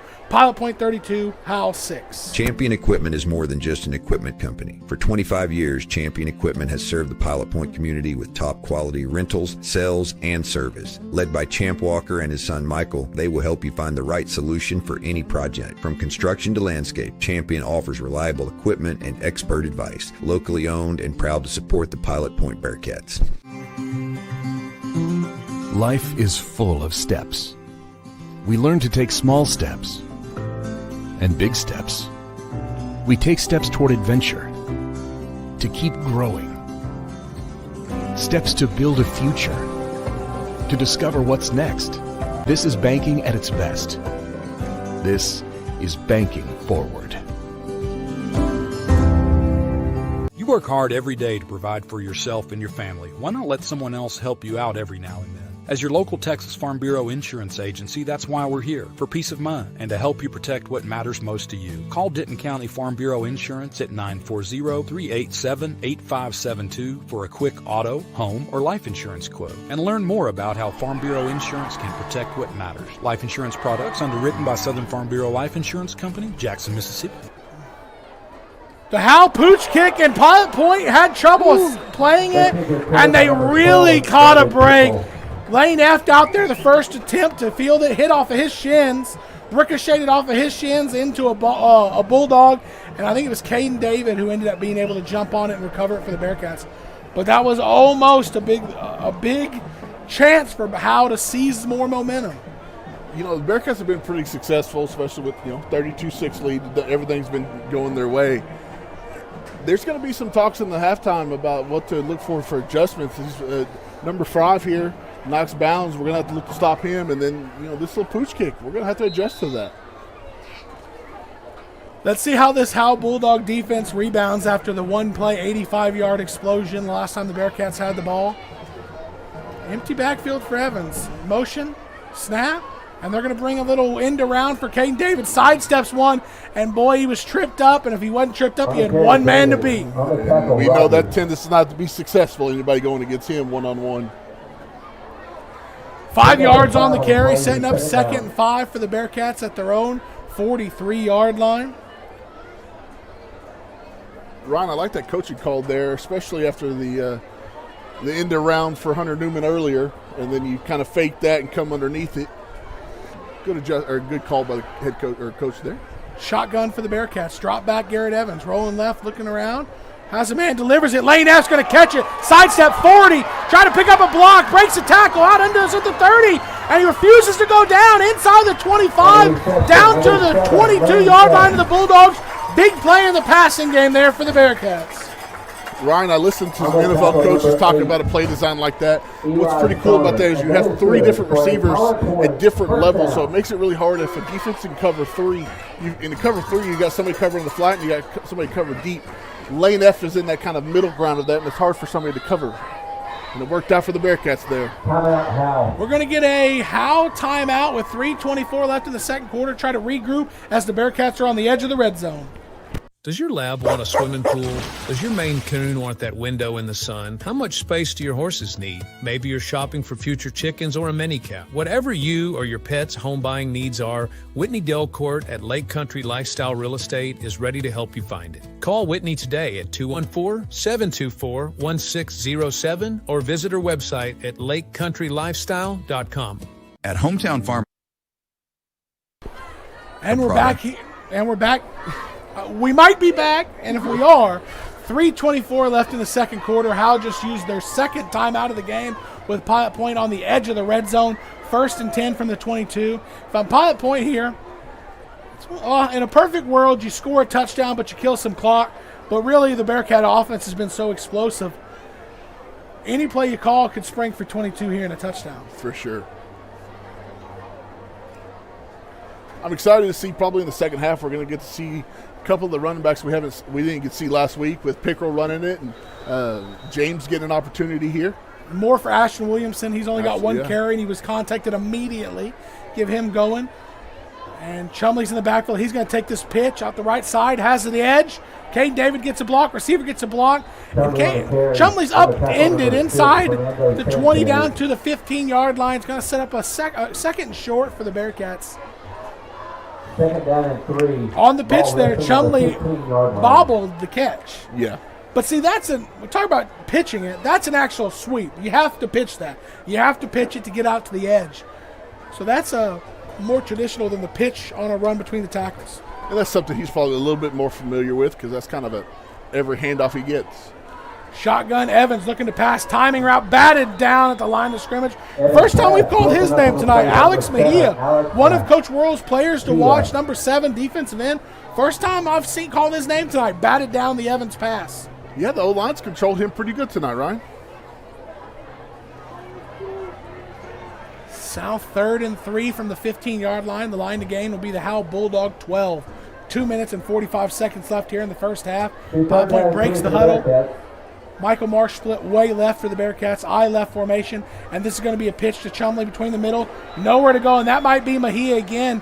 Nope, not Mejia, number 34 for the Bulldogs there. Charles Furr comes through, makes a big hit on Chumley. Chumley never really got his forward momentum going before he was hit hard in the backfield. Yeah, it's rare you see him get stopped like that. We've talked about that with some of the bigger backs we've seen, not letting getting their forward momentum going. It makes them easier to tackle. Chumley does a good job of getting that forward momentum going quickly, which makes him hard to tackle. That play in particular never really got going hard down into the gap and was able to be brought down for a 1-yard loss. Surprised the Bearcats aren't kicking it here. Here we go, 2 minutes left to go in the half. And the Bearcats tried to get the snap off for the 2-minute warning, and they couldn't. So we're going to get a 2-minute timeout here and come back on the other side for this Bearcat 4th down. At Hometown Pharmacy, you'll get expert service and quality healthcare products fast. Our friendly team helps you find right solutions and equipment that fit your lifestyle. Call Hometown Pharmacy today at 940-686-0123. Hometown Pharmacy, where care feels like home. Hi, I'm Dr. Shannon Fuller, proud superintendent of Pilot Point ISD. Here in Bearcat Country, tradition meets excellence.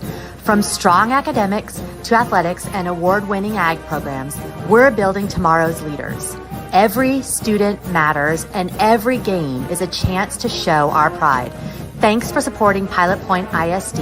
Enjoy the game, and let's go Bearcats. Step into a 4th and 3 for the Bearcats here. 2 minutes to go in the first half, up 32-6. Looking to add on to the scoreboard. Ron, what do you think we're going to run here? You think Caden David up the middle? Caden David is as good a bet as anybody. I'd bet Caden David or Josh Chumley, and I believe those are to the two. No, Caden David's not in the backfield. The pitch is going to go to Pickrell. Can Pickrell get the edge? That is David, and he gets out to the 10, which is the line to gain. Boy, he gets crouched down in that stance and looks smaller than he is. Then he gets the ball and he gets upright and you see, oh, he's a big guy. All PPYSA football boys. Definitely good to run there. Looks like we had some penetration in the backfield there a little bit, but he was able to catch the edge and get around for the first down. 5 yards on that 4th and 3 carry for David, setting the Bearcats up. 1st and goal from the 10, and the clock is running inside 2 minutes for the Bearcats. They're going to split lane F on one side, Eli Daniels on the other for receivers, I formation, and it's going to be Chumley up the middle. Tiptoeing, gets a little bit of room, gets down to about the 6-yard line before he's brought down. And this is what I would have liked to see when I started talking about it with 3.5 minutes left. The Bearcats scoring, but really eating up a bunch of this clock, allowing them to get into halftime. Generally, that's not how Bearcat drives go. They generally eat up yardage. Right. And get in the end zone. This is nice, seeing a little bit more methodical, letting the clock run, and hopefully we get in this end zone with only a little bit of time left. Yeah, definitely be nice to add a couple more 6 points on the board to end the half. 2nd and goal from the 6, where next snap will take place with under a minute left for the Bearcats. Garrett Evans has a full house backfield. Takes a snap. This is going to be Williamson, and he's going to walk into the end zone on the right side. I mean, anybody who knows the 3 running backs full house set, that is a classic play right there, where a lot of the motion is moving left, and the running back who's lined up the furthest left comes back and gets the ball going the other way, and Ashton Williamson walks into the end zone for the Bearcat touchdown with 55 seconds left in the first half. Bearcats swinging the gate here, and we are going to get a Torres PAT attempt here. 55 seconds left in the half. The Bearcats up 38-6, looking to add one more on this kick here.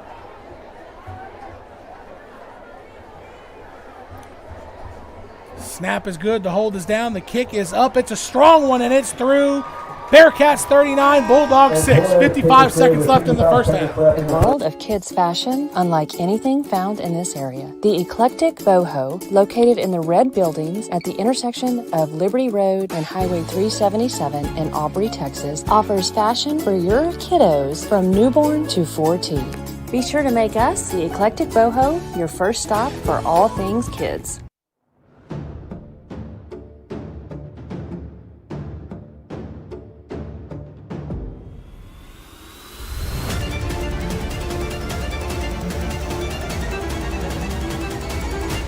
Looking for a bank that knows your name and your town? Texas Republic Bank in Pilot Point is your local, community-first banking partner. From personal accounts to small business services, we're proud to be locally owned and fiercely independent, just like you. Come see us on Highway 377 or visit TexasRepublicBank.com. Texas Republic Bank. It's banking like it ought to be. The stands are full here tonight at Massey Stadium for Youth Night, and the people here being put on to the show by the Bearcats. 39-6 here in the first half. 38-point favorites were the Bearcats coming in, and they're up 33 right now. Plenty of time to add on to it. That is right, Ryan. I like this average we have on the ground, 10.2 yards per carry. We got 4 different Bearcats scoring touchdowns. Considering the Bearcats are averaging 38.5 points a game, they're at 39 tonight. Looks like we're going to increase that average. Torres' kick is deep, and once again, fair caught at the 10. I think that's been an excellent adjustment for the Bulldogs, taking it with the field position at their own 25. But 55 seconds left. They haven't had a whole lot of success through the air, but Knox bounds. When he's gotten the opportunity to get those hands on the ball with some space, he's made the Bearcats pay. Yeah, Ron, I can see another play like that, trying to see what he can get some yards again, but I also could see maybe they do pull out one of those screens we've been talking about. That's where I was going to go with it as well. Coach Worrell, he called it by name. He said they run a lot of screens. They're good in the screen game. They run the slip screen. They'll run the middle screen with the running back, which the middle screen's got to be the toughest for the linemen to recognize because they're just running right by the people. We talked about it pregame. I told Coach Worrell when I played, if I came running through the line, I thought I just beat the guy in front of me. It didn't really occur to me I was probably being set up. Not one of our strong suits, Ryan. Snap, and it's going to be, I think the quarterback just spun in 4 circles before being sacked there on first down. Ryan, kind of looked like they were trying to run a trick play there because 2 fake handoffs, 3 twirls, and maybe a toss he was trying to get for the he was trying to get rid of it to avoid the sack. A little bit of confusion there. This is at least the second time I've seen them run motion with the wingback that the the route that the wingback is taking seems to be throwing off the timing of Deacon Bender. Oh, the snap hits Deacon Bender, and luckily he's able to get onto it. And if I'm Howe, I am not snapping this ball again this half. Get into the locker room, regroup, and see what the second half brings. Ryan, you said there was a little bit of confusion in the backfield. I wonder if there's more dizziness, because that was a lot of twirls he had to do there. I think that's your second best analysis of the night, Nordy. I think you're right. And that'll do it here in the first half of Massey Stadium on Youth Night. Pilot Point 39, Howe 6. We'll go to halftime and see y'all on the other side.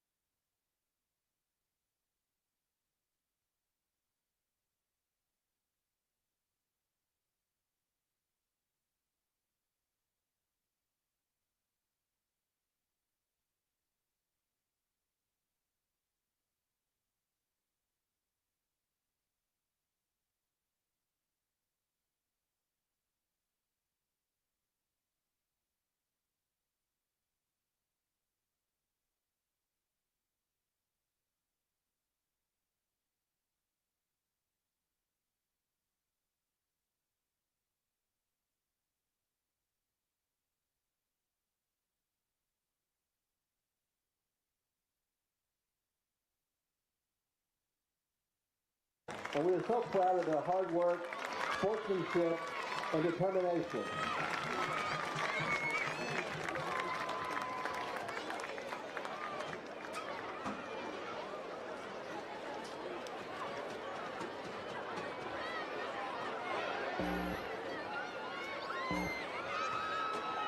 Up first, 6th grade tackle football team, coached by James Pickrell, Mark Harpool, Joseph Brilliant, and Stephen Horton.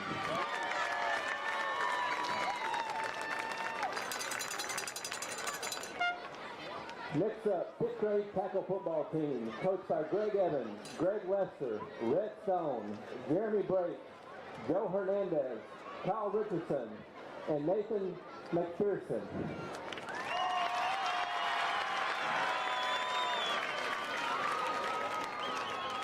Next up, 4th grade flag football team, coached by Rolando Benitez, Christine Michael, and Jacob Paulson.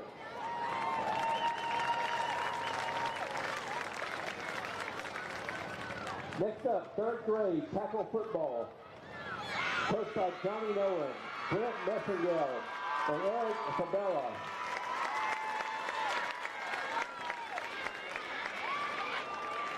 Next, 2nd grade flag football team, coached by Jacob Paulson and Aaron Sanomaho.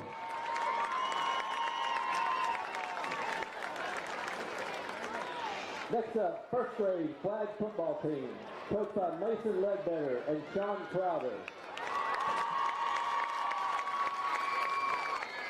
And last but not least, kindergarten flag football team, coached by Chris DeMathis and Rick Benavides. Let's give a big round of applause to these athletes and their coaches. Good luck this season to our young Bearcat football players. The future is bright in Pilot Point.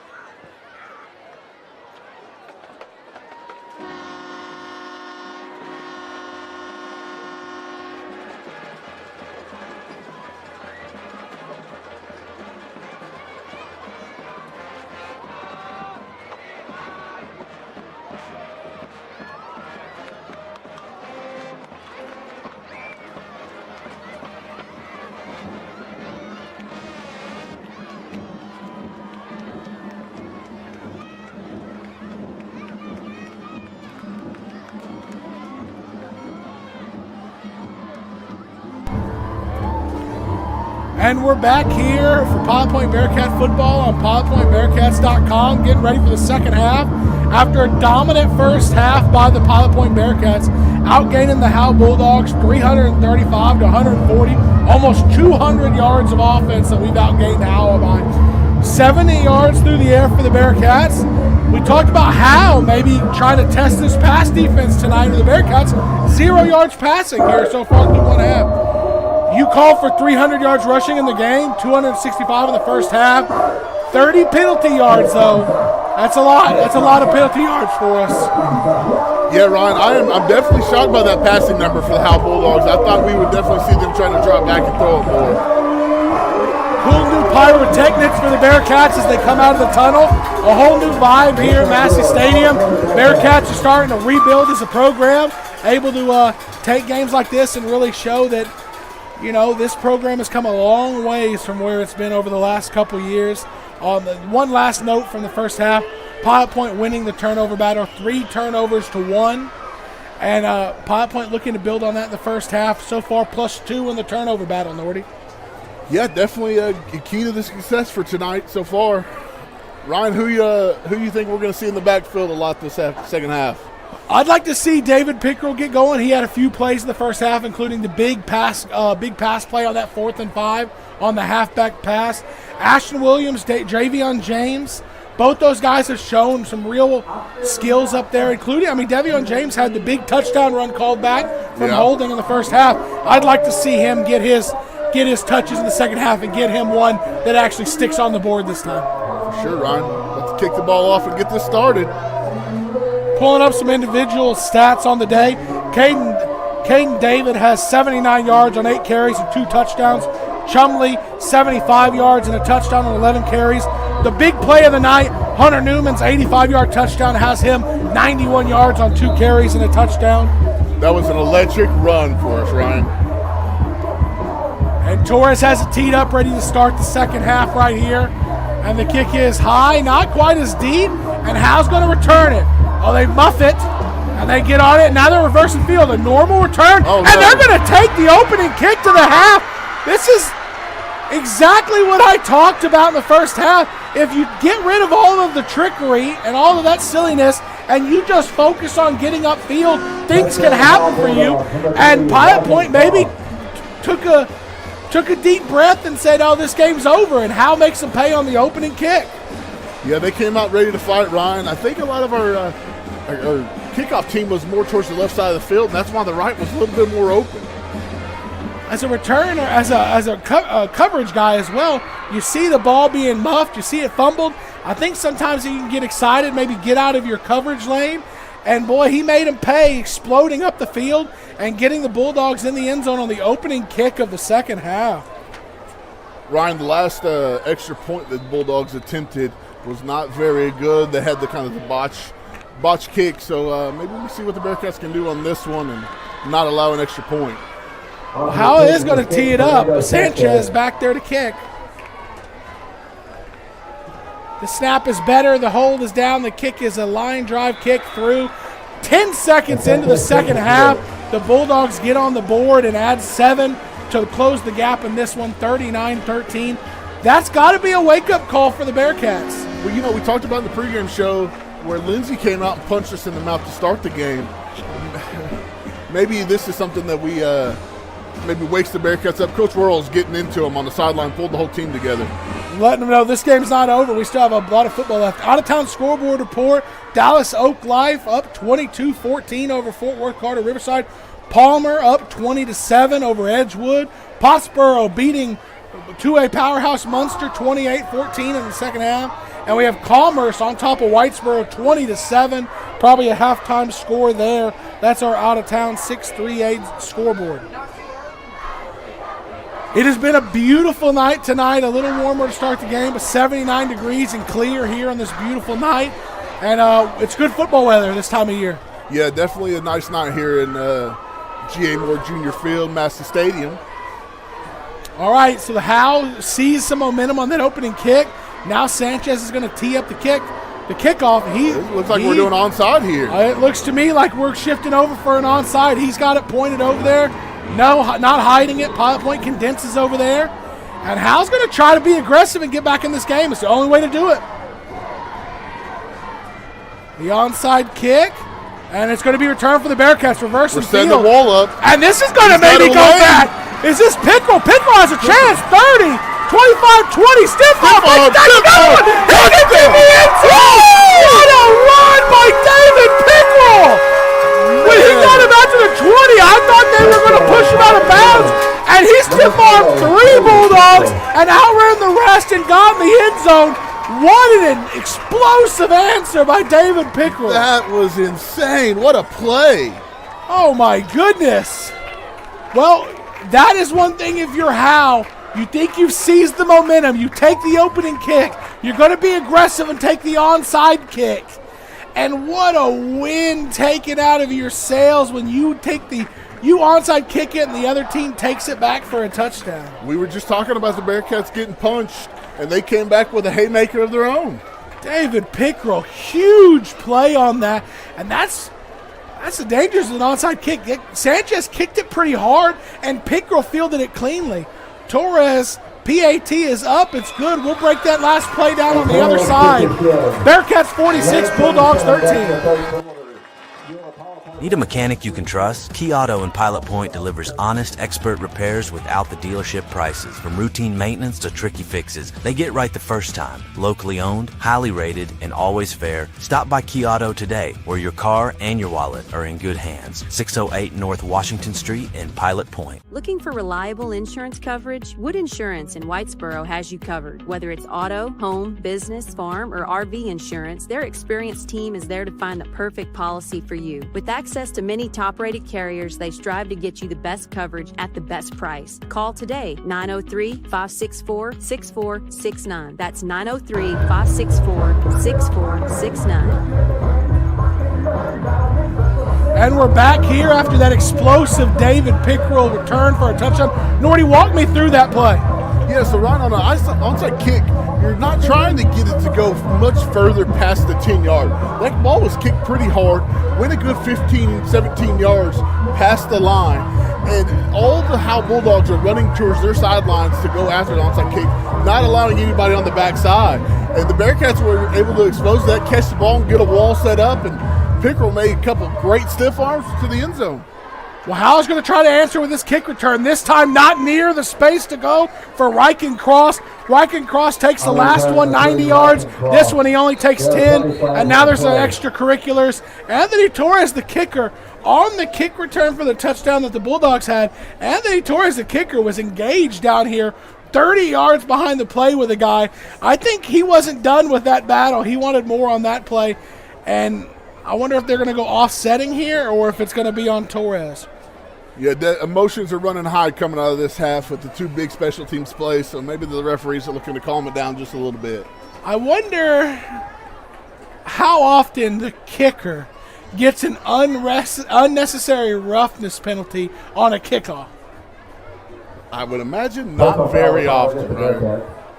And I will say, I feel Torres earned that one there. Ryan, I might be wrong on this, but I feel like Ruben had a little bit of a fight in him in our day. Well, I think so. He was a freshman when he came on his first year with you. Next year's a sophomore. I think by the time he was a senior, he would engage down the field in some tomfoolery. All right, guys, second half here. Streaming on Facebook and YouTube. Make sure you like and subscribe on YouTube. Get live notifications so when the Bearcats go live and we can watch them jump off sides on defense. I thought that would be an adjustment we talked about, but somebody might not have got the message. I think that might have, Eli Noblet coming in for the guilty party. Eli Noblet, it was not the guilty party. He's being subbed in for the guilty party. And you jump off sides, you have to come sit a play or two out. But yeah, YouTube, like and talking to on the sideline here, Ryan. You have to like the channel to be able to comment, subscribe to get all the notifications when we go live. Howe tried the hard count there, and Pilot Point held their water. 1st and 5 snap, quarterback dive up the middle, Bender nowhere to go. Deacon Bender going to be a tackle for maybe right at the line of scrimmage, going to set up 2nd and 5. We had 6 Bearcats for that ball right there. We definitely stuffed it up the middle. Second half here at Massey Stadium. I'm Ryan Menard, with me, Chris Norman, bringing you some Bearcat football on this beautiful night. Bearcats with a big lead, 46-13. Defense on the field for the first time here in this second half. Snap, straight back. Bender going to throw. Has a man, and it's just out the outstretched arms of Ryland Strong. A Bearcat defender trailing just behind him, but if that ball's dropped in the breadbasket, it's going to be a big play for the Bulldogs.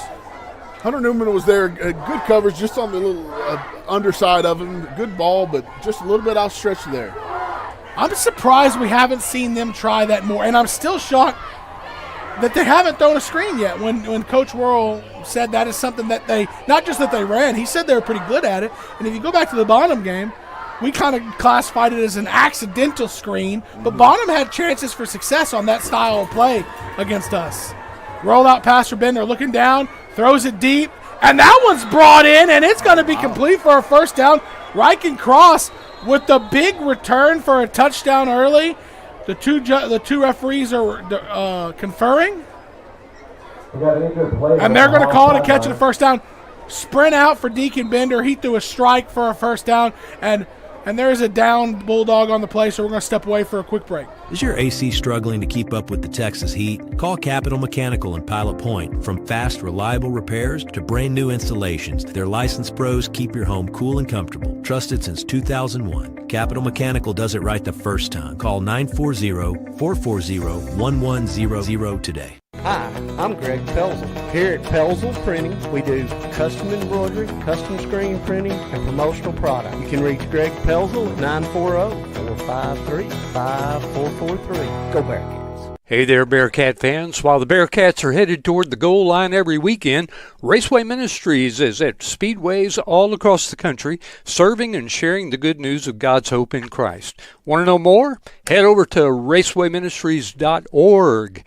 And meanwhile, go Bearcats.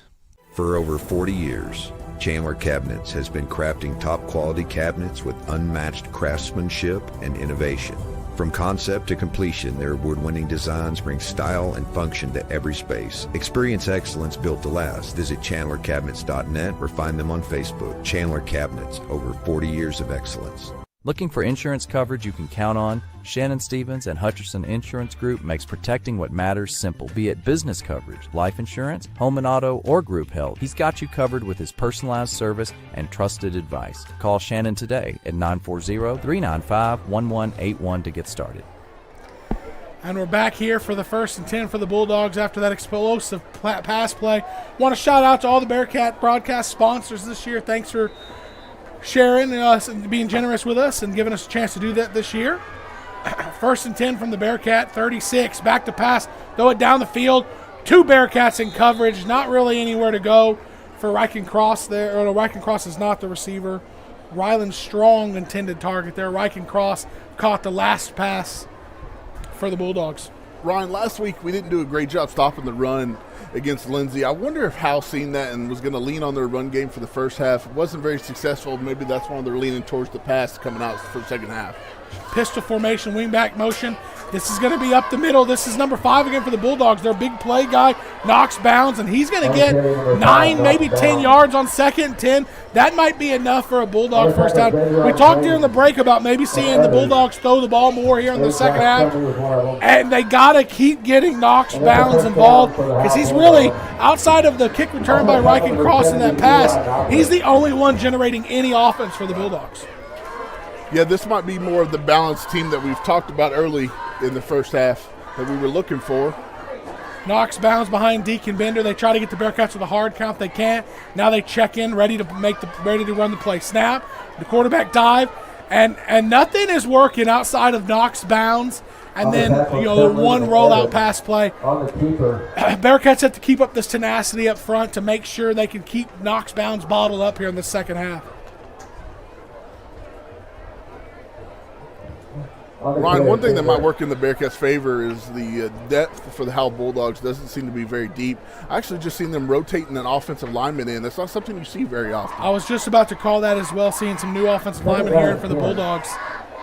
Snap, drop back, roll out pass for Bender. Pressured immediately, sidesteps a Bearcat, sidesteps another, and what should have been a 5-yard, 6-yard sack and gets back to the line of scrimmage, setting up a 3rd and 10.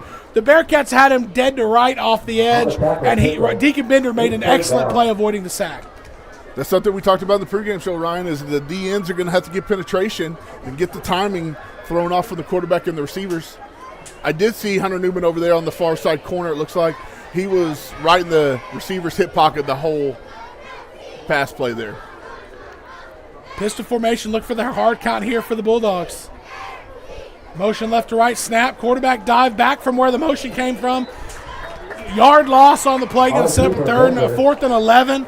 And the Bulldogs are no man's land. They can't kick it this far. No need to punt. So they're going to have to go for 4th and 11. Hunter Newman. Could be ball hawking time here. I'm imagining it's going to be a sprint out and either a go route or some sort of deep out. That seems to be the pass patterns that the Howe Bulldogs have run so far. Bunch left. They're shifting now 2 receivers, 1 right, a wing backs. We're going to get a Howe timeout. There's confusion on all ends there. Get a commercial and come back for this 4th and 11. With over 150 years' experience, Chapin Title and Pilot Point is here to help you. When buying or selling your next property, tell your realtor that you want to use Chapin Title for the experience they have and the convenience of being located right here in Pilot Point. You do have a choice, and that choice should be Chapin Title in Pilot Point. Here at Sideline to Sideline, we love to talk 3A football. Pottsboro, then Pilot Point, but Pilot Point might make it. Chad's been up there. Now this is his, second year. They could slip into the second or third spot. Hey, they upset Mahey in the first round of the playoffs last year. We also talk 4A and 2A. So check us out each and every week, Sideline to Sideline. With over 40 years' experience, DC David Construction LLC delivers expert craftsmanship in metal buildings, cement work, remodels, painting, and more. Big or small, every job is done with professionalism and pride. Fully insured and ready to quote. Call 940-390-8656 today. So Hunter Newman on the side of the defense that Howe likes to roll to in pass patterns. They have two receivers that side. I'm looking to see maybe a motion there. They're not going to call it. Immediate pressure. Interception! He throws it! Going back to the house of the Bearcats. Can he take it?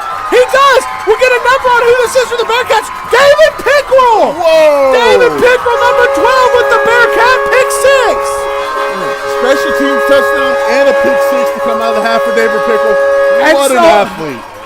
Maybe Texas New Mexico Power Player of the Game possibility right there. Definitely going to need some involvement in the chat to get a pick for this one. This is going to be tough for us to make a decision. Lots of Bearcats contributing. So I was about to say at the snap, how I thought was bailed out. They had pre-snap motion. Should have maybe been a 5-yard penalty, which puts them behind the change. When I saw the flag not come out, I thought that's going to benefit Howe. Well, David Pickrell picks it off and takes it to the house. Benefit Bearcats. Definitely got to shout out Rangel there with the penetration. Made the quarterback uncomfortable to throw the ball a little bit early and right into Bearcats' hands. Well, he was trying to hit a shallow out of the backfield because the immediate pressure, and turns into a pick six for the Bearcats. Their second pick six of the season, second here at Massey Stadium. 8:13 left in the third quarter. Pilot Point 53, Howe 13. Hey Bearcat fans, you're probably asking yourself right now, don't I know that voice? Yes, it's Terry Slay, the voice of the Pilot Point Bearcats, and have been for over 35 years. But more importantly, the Slay family has been serving the communities of Lake Ray Roberts in the funeral business. If you find yourself in need of a funeral home, please call us at Slay Memorial Funeral Center, and we'd be honored to take care of your family. At TNMP, we power more than homes and businesses. We power communities. From restoring outages to upgrading infrastructure, our teams work around the clock to keep electricity safe, reliable, and ready. We're your neighbors, we're your power. And we're back here, 8:13 left in the third quarter. Pilot Point up big, 53-13 after the David Pickrell interception return for a touchdown. Well, we've had some excitement come out for the second half, haven't we, Ryan? 2 kick returns and an interception return for a touchdown. You're right. And this is a high floater, and it's going to bounce. Ooh. And the Howe Bulldog on that sideline was counting on the ball going out of bounds, and the flag was thrown. We'll see what the flag is. That shouldn't be illegal touching, or it shouldn't be out of bounds. He waved it. He waved it off, yeah. So the Howe Bulldog there was hoping the ball would hit the ground and roll out of bounds, which would be a penalty, giving the Bulldogs the ball at the 40. But it bounced straight at the returner, hit him, and went out of bounds. Howe retains possession, but now they have the ball at their own 25-yard line. Lane F was a seeking missile right there going up to that ball and that pooch kick there, Ryan. He was looking to make a play. With Torres' leg, I have to say that they meant to pooch kick that because most of his kicks have been going to the 10. So they must have meant to do something a little different there. 53-13 here in the third quarter at Massey Stadium. Pilot Point really showing out. First and 10 for the Bulldogs at their own 25. Balance formation, one receiver left, one receiver right, 2 backs in the backfield. Bender. Busted play for the Bulldogs, but Bender's going to turn it into positive yardage. He's going to get 6 yards on the busted play. He took the snap and turned right for the handoff. The running back went left. A little confusion there in the backfield. Maybe he's still dizzy from the end of the first half, right? Supposed to get one extra circle in before that. One extra twirl in before that handoff. But, hey, he turned that into a 6-yard gain, setting up 2nd and 4. Busted play, but keeps you ahead of the chains. Gives you an opportunity to maybe get some more points here for the Bulldogs. That's something I'm sure they're going to want to start building on momentum for them to get into their own district season. 2nd and 4 snap, handoff up the middle, nowhere to go. Bearcats immediately making things happen in the backfield. Fernando Marmolejo, the first one there, followed by Caleb Reed in the backfield. Yeah, he definitely shot in the hole unblocked, ready to make that tackle. 3rd down and 6. 2-yard loss, turning 2nd and 4 into 3rd and 6 here for the Bulldogs.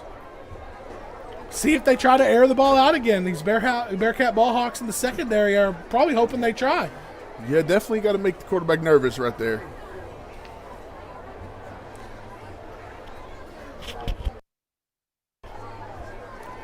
Third and 6, snap. It's going to be a pitch out to the right. Nowhere to go immediately. And this is going to be tackled all the way back at the original line of scrimmage. It looks to be Jason Rangel there with the big tackle for loss, setting up a 4th and 10. And the Bulldogs are marching on the punt team. He's definitely still on that edge, and he is unblockable for a defensive end tonight. He just gets upfield so quick. I'm telling you, if they did run a screen game like we were told, that might be a good time to start busting it out.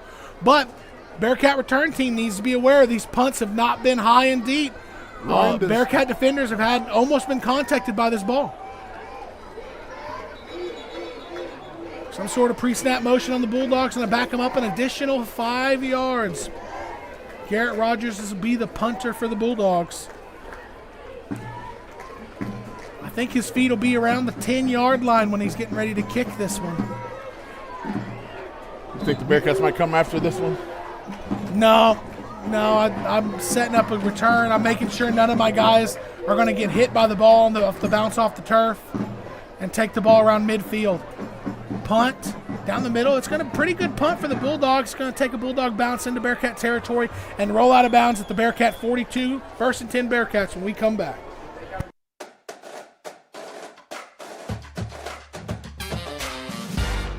Elite Cheer and Tumble, we offer something for every child, starting at age 3. Preschool classes to elite tumbling, every class is packed with energy, encouragement, and skill building. Kids tumble, jump, and learn in a safe, exciting environment where all abilities are welcome. Join the gym where confidence is built and every child shines. Your journey starts here at Texas Elite Cheer and Tumble. 5:54 remaining in the 3rd quarter. Bearcats up 53-13. I imagine if this continues, Bearcats get another touchdown. We might see a running clock in the 4th quarter. Let's hope so, Ryan. 2 backs in the backfield behind Evans. First down snap is going to be a handoff. Looks like Chumley. He's going to get out to the 48-yard line. Ryan, that's an interesting play there for the Bearcats. That's got to be all timing because if that handoff is not on schedule, it could be an easy fumble. A miss handoff. It hits so hard, so quickly. Garrett Evans has to get out there so quick for that handoff. But if they get the timing right, it's really hard to defend just because everything's moving so quick. Same formation. Snap, roll out left. Garrett Evans flips the shoulders, delivers it downfield, and incomplete, almost intercepted by the Bulldogs. Not quite sure what the read was there, but it's going to set up a 3rd and 6. Bearcats dodged a bullet on that one. Yeah, definitely hoping to continue winning this turnover battle tonight and didn't need an interception there. I never played quarterback, so I don't know what it's like when you're rolling out looking downfield. I know it's easy from the stands or on the TV to see a play and be like, what was the read on that? I'd love to talk to Coach Worrell sometime and see what happens on something like that where it seems like there must have just been something off with the read. What are they looking for?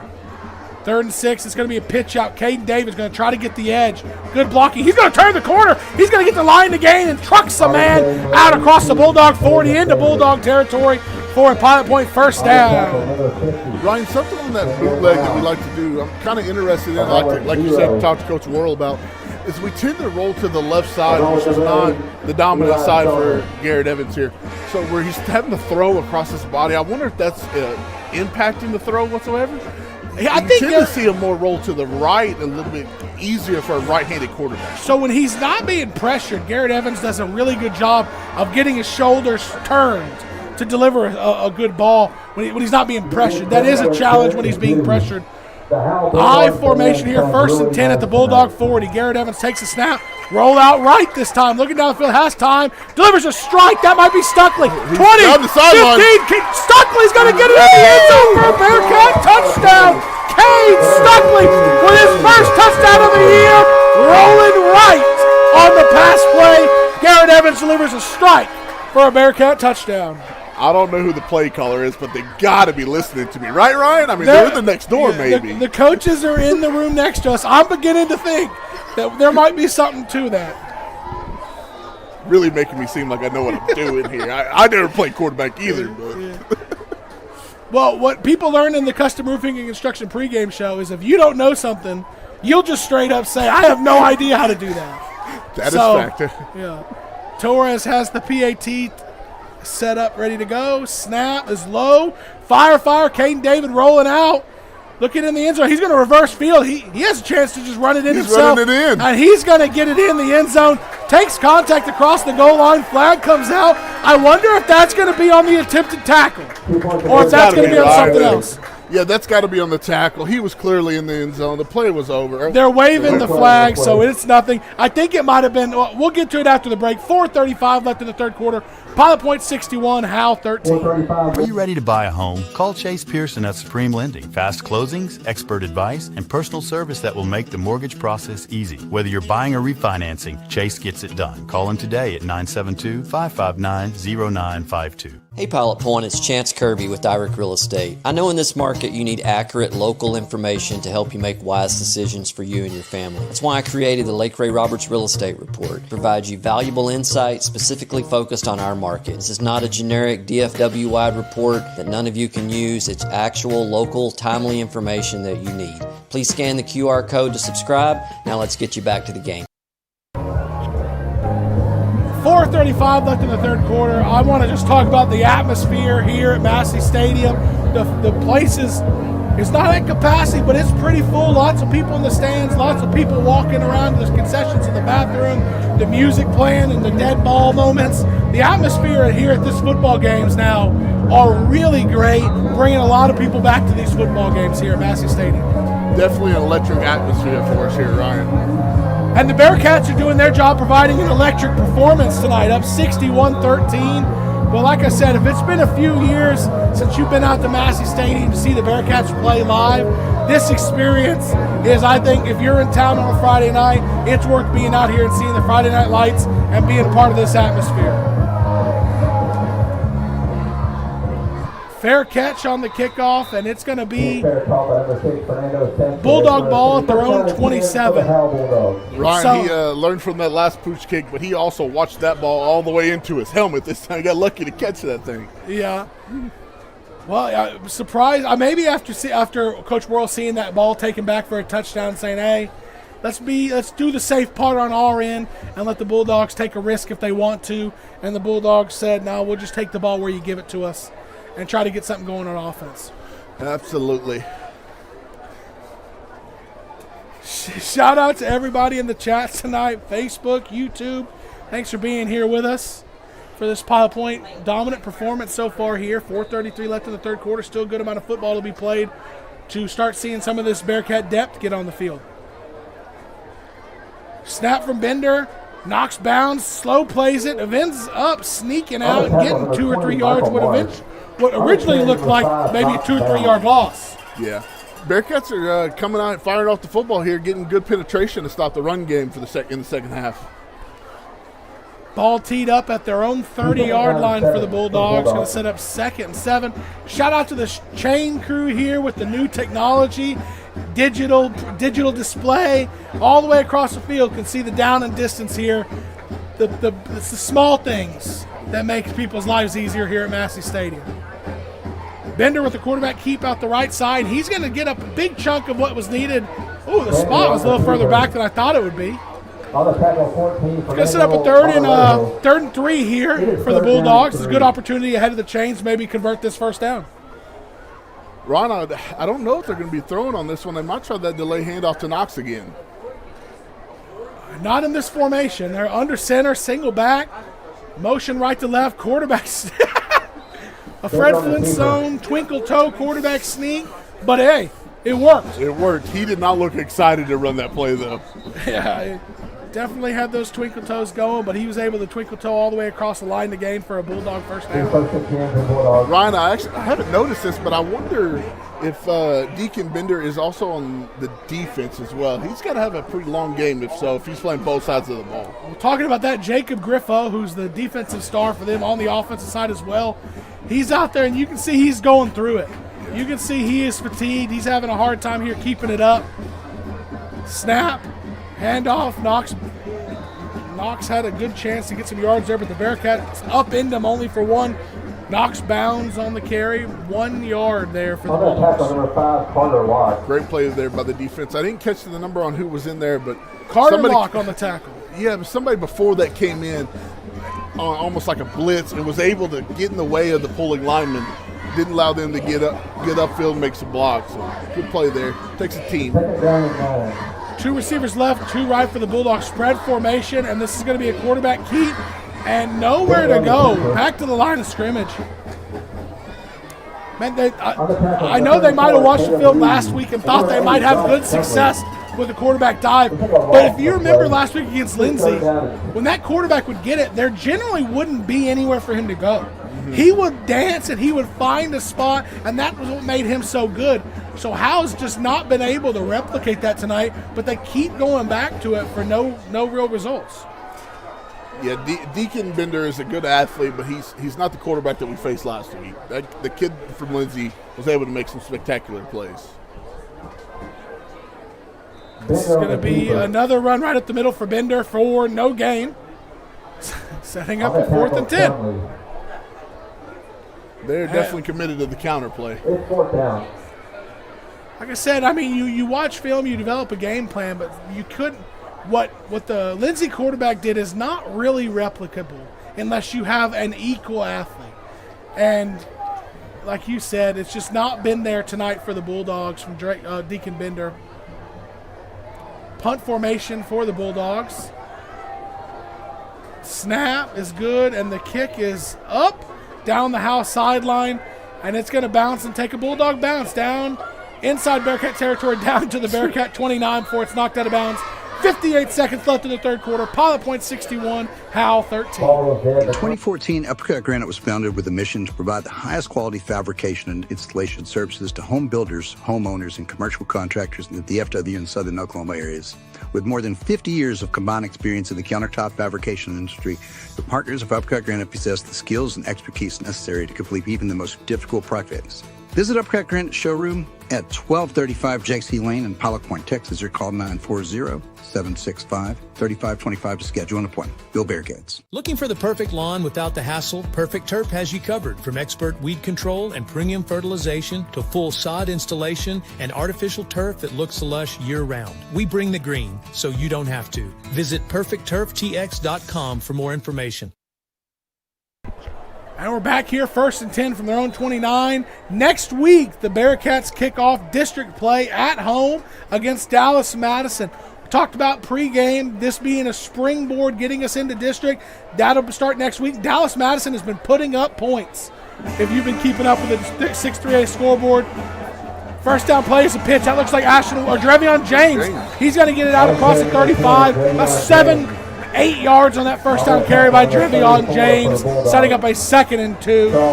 Looks like we might have a few new Bearcats in. Quarterback number 5, Carter Locke, man in the offense for the Bearcats.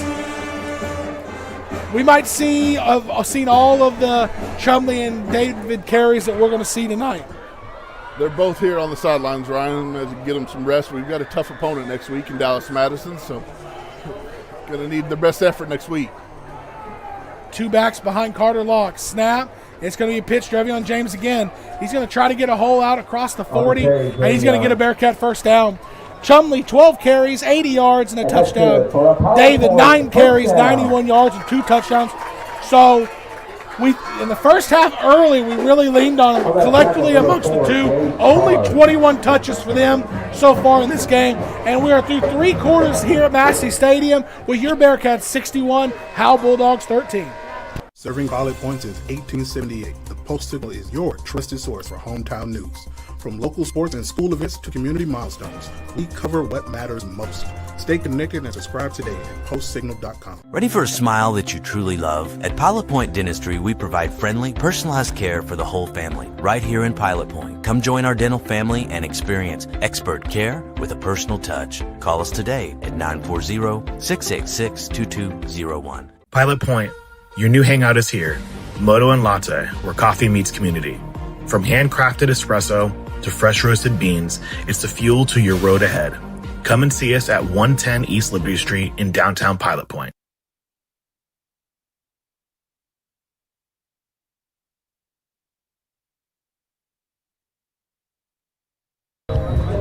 Pandemonium in the press box, but we're ready for the start of this fourth quarter with your Bearcats up 61-13. Carter Locke's going to take the first snap, and this is going to be a big carry by number 14. Marmolejo get out 8 yards on his first carry. Looked like he might be tied up in the backfield, but gets 8 yards on it. Old Terry Slay sneaking up here trying to distract us, right? He was trying. He did a pretty darn good job of it. Good thing chances on it here in the second half, keeping us in line. We're not going to talk about replays, though, are we? 2nd and 2. Line to gain would be midfield for the Bearcats. Full house. No, shotgun. 2 running backs to Locke's left. Motion right to left. And Locke's going to keep it up the middle. Ooh, he was one step away from really exploding. But, hey, he gets out across midfield. First down, Bearcats at the Bulldog 45. He had a full head of steam. Jameer Brown was able to grab the ankles and bring him down. And if he did not, I don't know if anybody was going to be able to make him. He was moving. You know, we haven't seen a whole lot of Carter Locke touches on offense this year. And that little burst between the tackles there, if the Bearcats need another guy, which right now they got a ton of them, Carter Locke looks like he could be him. Hey, you might have a battle for your second string quarterback. David Pickrell making some great throws. Carter Locke with the great runs. Players everywhere for these Bearcats. Spread formation, 2 receivers right, 2 left. Carter Locke to pass. And he's going to sling this one right down, pressured, and a man there. Intended target might have been Marmolejo or Newman. Can't say. It was Marmolejo was the intended receiver. Not a bad decision, though. Throw it down. There was a defender there. Safe play. Might have been one of the first times I've seen the Bearcats line up in just a traditional spread, shotgun, 1 running back, 2 receivers each side. Yeah, new little wrinkle we haven't seen this season, right? We're back under center now. Back under center, single back. It's going to be a pitch out to the left. Trevion James is going to try to, he fumbles it. And it looked like maybe Marmolejo was able to, I don't think the ball hit the ground. I think Marmolejo caught the fumble. Yeah. But ultimately, 5-yard loss, going to set up a 3rd and 15 for the Bearcats. Some games, Ryan, the ball just tends to bounce your way, and we've gotten lucky. We've almost thrown an interception earlier. The little bobbled fumble there, just bouncing to a Bearcats hand. So it's going our way on these turnovers. 3rd and 15 for the Bearcats. Shotgun formation. Carter Locke at quarterback takes a snap. He's going to roll out right. Looking down the field, has a man. Pulls the trigger a little late and a little high. If he pulls the trigger a little earlier, he might complete that. But he wasn't on a rollout there. He was on a sprint out. And when he saw him, he was being pressured. I didn't think he felt comfortable stopping it down in order to make a strong throw. Ultimately, throws it away. No turnover. Going to give the Bearcats an opportunity to punt here. Is this our first punt of the night, Ryan? I was thinking that. It might be, yeah. Hey, have 7 Nation Army ready. The snap will take place at the Bearcat 49. Torres can punt it. Looks like we do have a rolling clock here, Ryan. The snap and the punt is high, not particularly deep. It's going to land at the Bulldog 30 and bounce straight up, and the Bearcats are going to let it bounce before fielding it at the Bulldog 25. 8:28 and counting here in the fourth quarter. Bearcats up 61-13. Nick's Italian Restaurant in Pilot Point serves authentic New York-style pizza, fresh pastas, and other Italian favorites, all based on his family recipes from Queens, New York. Nick will always treat you like family, whether you dine in, take out, or cater. Taste the tradition and feel the hospitality at Nick's Italian in Pilot Point. The Pilot Point Feed Store is a locally owned and family-run business established in 2003. The Shawn family's experience and exceptional service are unmatched. They carry a large selection of feeds for all animals. While there, visit their retail department and boutique for name brand clothing, ranch supplies, deer feeders, grills, home decor, and more. Pilot Point Feed. It's more than just a feed store. And we're back here, 8:03 and counting, running clock here in the fourth quarter. The Bulldogs had the ball first and 10 at their own 25. Motion right to left, and they're going to do this jet sweep. And the Bearcats have an opportunity. Michael Marsh brings him down for a 4-yard loss on the play. That was trying to get the ball to their receiver, number 12, Riley Strong. And Michael Marsh brings him down by the backfield. Great play there on the pursuit from Michael Marsh. A couple Bearcats were in pursuit immediately, and Michael Marsh was able to keep him from getting that edge and bring him down. Bearcats aren't quitting. Everybody's getting an opportunity to play, and they're showing out. A lot of Bearcat depth getting an opportunity here to get some playing time. Number 64 here, Mateo Villanueva. Yeah, that's what I was going to say. Second 14, it's going to be another handoff. And this time they're going to get maybe back to the original line of scrimmage, and that's it. Going to set up a 3rd and 10 here for the Bulldogs. Ryan, I am a little shocked. You know, we did see him come out and throw the ball to start the second half, but they've gone away from that. Running clock, I think they're trying to get out of here healthy for them to start district, which is I think a good decision on their part. Next week we'll be back at home starting off district against Dallas Madison, and we'll have a special guest in the booth with us. Old Nordy was going to cash out on us next week, going out of town, so we'll have a special guest up here with us next Friday night here at Massey Stadium to bring you the District 6-3A opener. 3rd and 10 handoff. Bearcats get in the backfield. Is that Rangel on the tackle there? I think it's Rangel shooting in. They moved him from defensive end to linebacker. No, and he comes through. Tackle for loss. It is Chomley. They have him in on defense still, making plays. Making plays on both sides of the ball tonight. That was a great tackle for loss there on that 3rd and 10, setting up a 4th and 11, and another Bulldog punt. The way this clock is running, I think we're going to be getting out of here pretty soon, so we need to wrap up this Texas-New Mexico Power Player of the Game. So we're probably going to go to break after this punt, and we come back, I think. Any suggestions from the chat will help. And in the next segment or two, we'll be ready to give away that award for the week. Low line drive punt down the Bearcat sideline is going to bounce and roll out of bounds at the Bearcat 42. When we come back for 5:24 left in the fourth quarter. Advanced Care Veterinary Hospital in Pilot Point has served animals in the Pilot Point area for over 30 years. They offer quality, unmatched care for large and small pets, including preventative care, vaccination, flea, tick, and heartworm prevention. They also provide sick animal care, surgical, and dental needs. Good luck to the Bearcats this season from Advanced Care Veterinary Hospital in Pilot Point, where pets are family.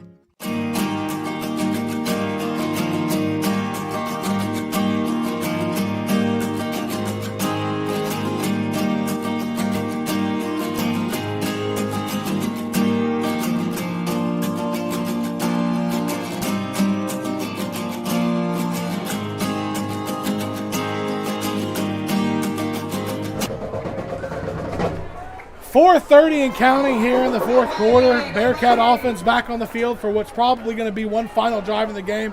And it's going to be a Carter Lock keep up the middle. He jumps over the line of scrimmage, contacted and tackled by big number Sean Stanley, holding him to about a 4-yard gain on first down. Lots of possibilities for the Texas-New Mexico player of the game. Caden David with a couple touchdowns. Hunter Newman with a big 85-yarder. Josh Chumley with a big touchdown. David Pickrell with some explosive, huge plays. It's been a good night all around for the Bearcats. Yeah, definitely making it hard for us to make a decision up here. Pitch to the right. Marmolejo with the carry. He's going to have some space, and he's going to get the first down, and he's going to create contact and get down out across the Bulldog 45, almost down to the 40 at the 42-yard line, and a Bearcat first down. Ron, he did not shy away from contact there. He almost put it in second gear and went after that defender. Braxton Buttery on the tackle there for the Bulldogs. That's a name, Braxton Buttery.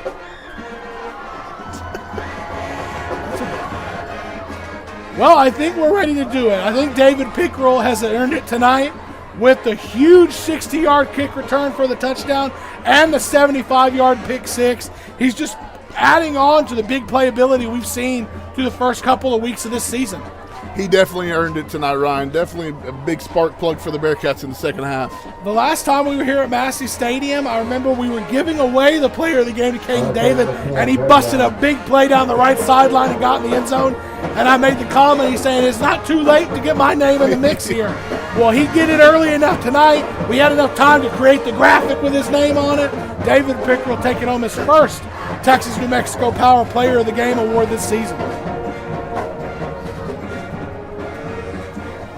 Man, that kick return was great, but how he finished that run was incredible. Once he got to the 20, I thought there was no chance he was going to get into the end zone, and he stiff-armed a couple men and finished that run so strong and got into the end zone. He definitely did change the momentum coming in that second half with them taking the opening kickoff back and then responded with a big haymaker of his own. Yeah, but man, you're absolutely right. Howe tried to seize the momentum of that of the second half, and he got it back right away. Chris Young in the chat mentioning how all of the defensive players played their butt off tonight, and that's absolutely true. The Hunter Newman big play really got the Bearcats going in that first half, and the pick six and the kick return by Pickrell, I think, really put it over the edge. Absolutely right.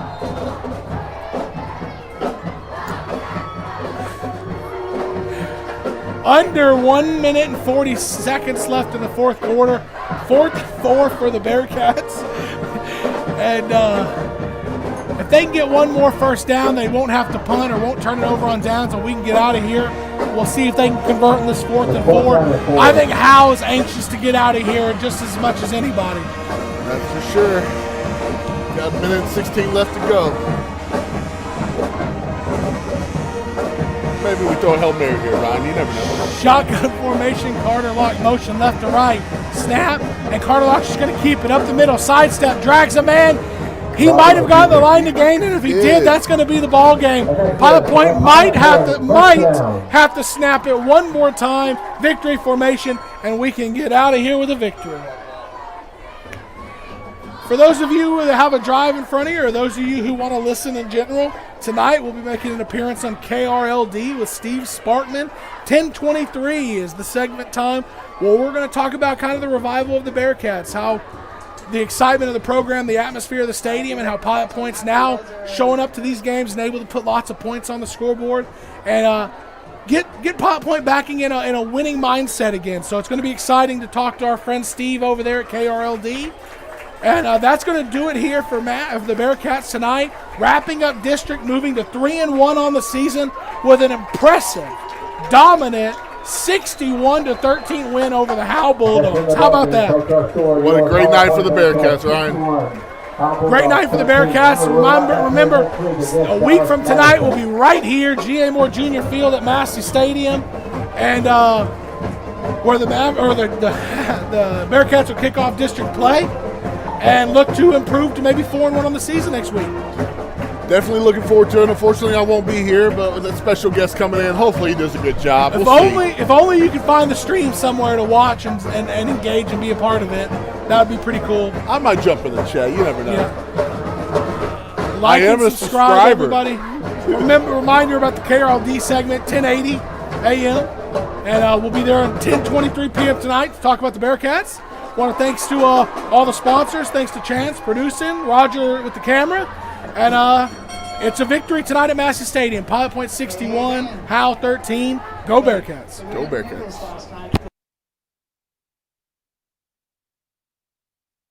Everyone's going to come out of the stands and we're going to get on the tracks. Okay, we're going to go ahead and get on the line. And we're going to get in single fashion and go back to the band held together. Okay, please make sure that you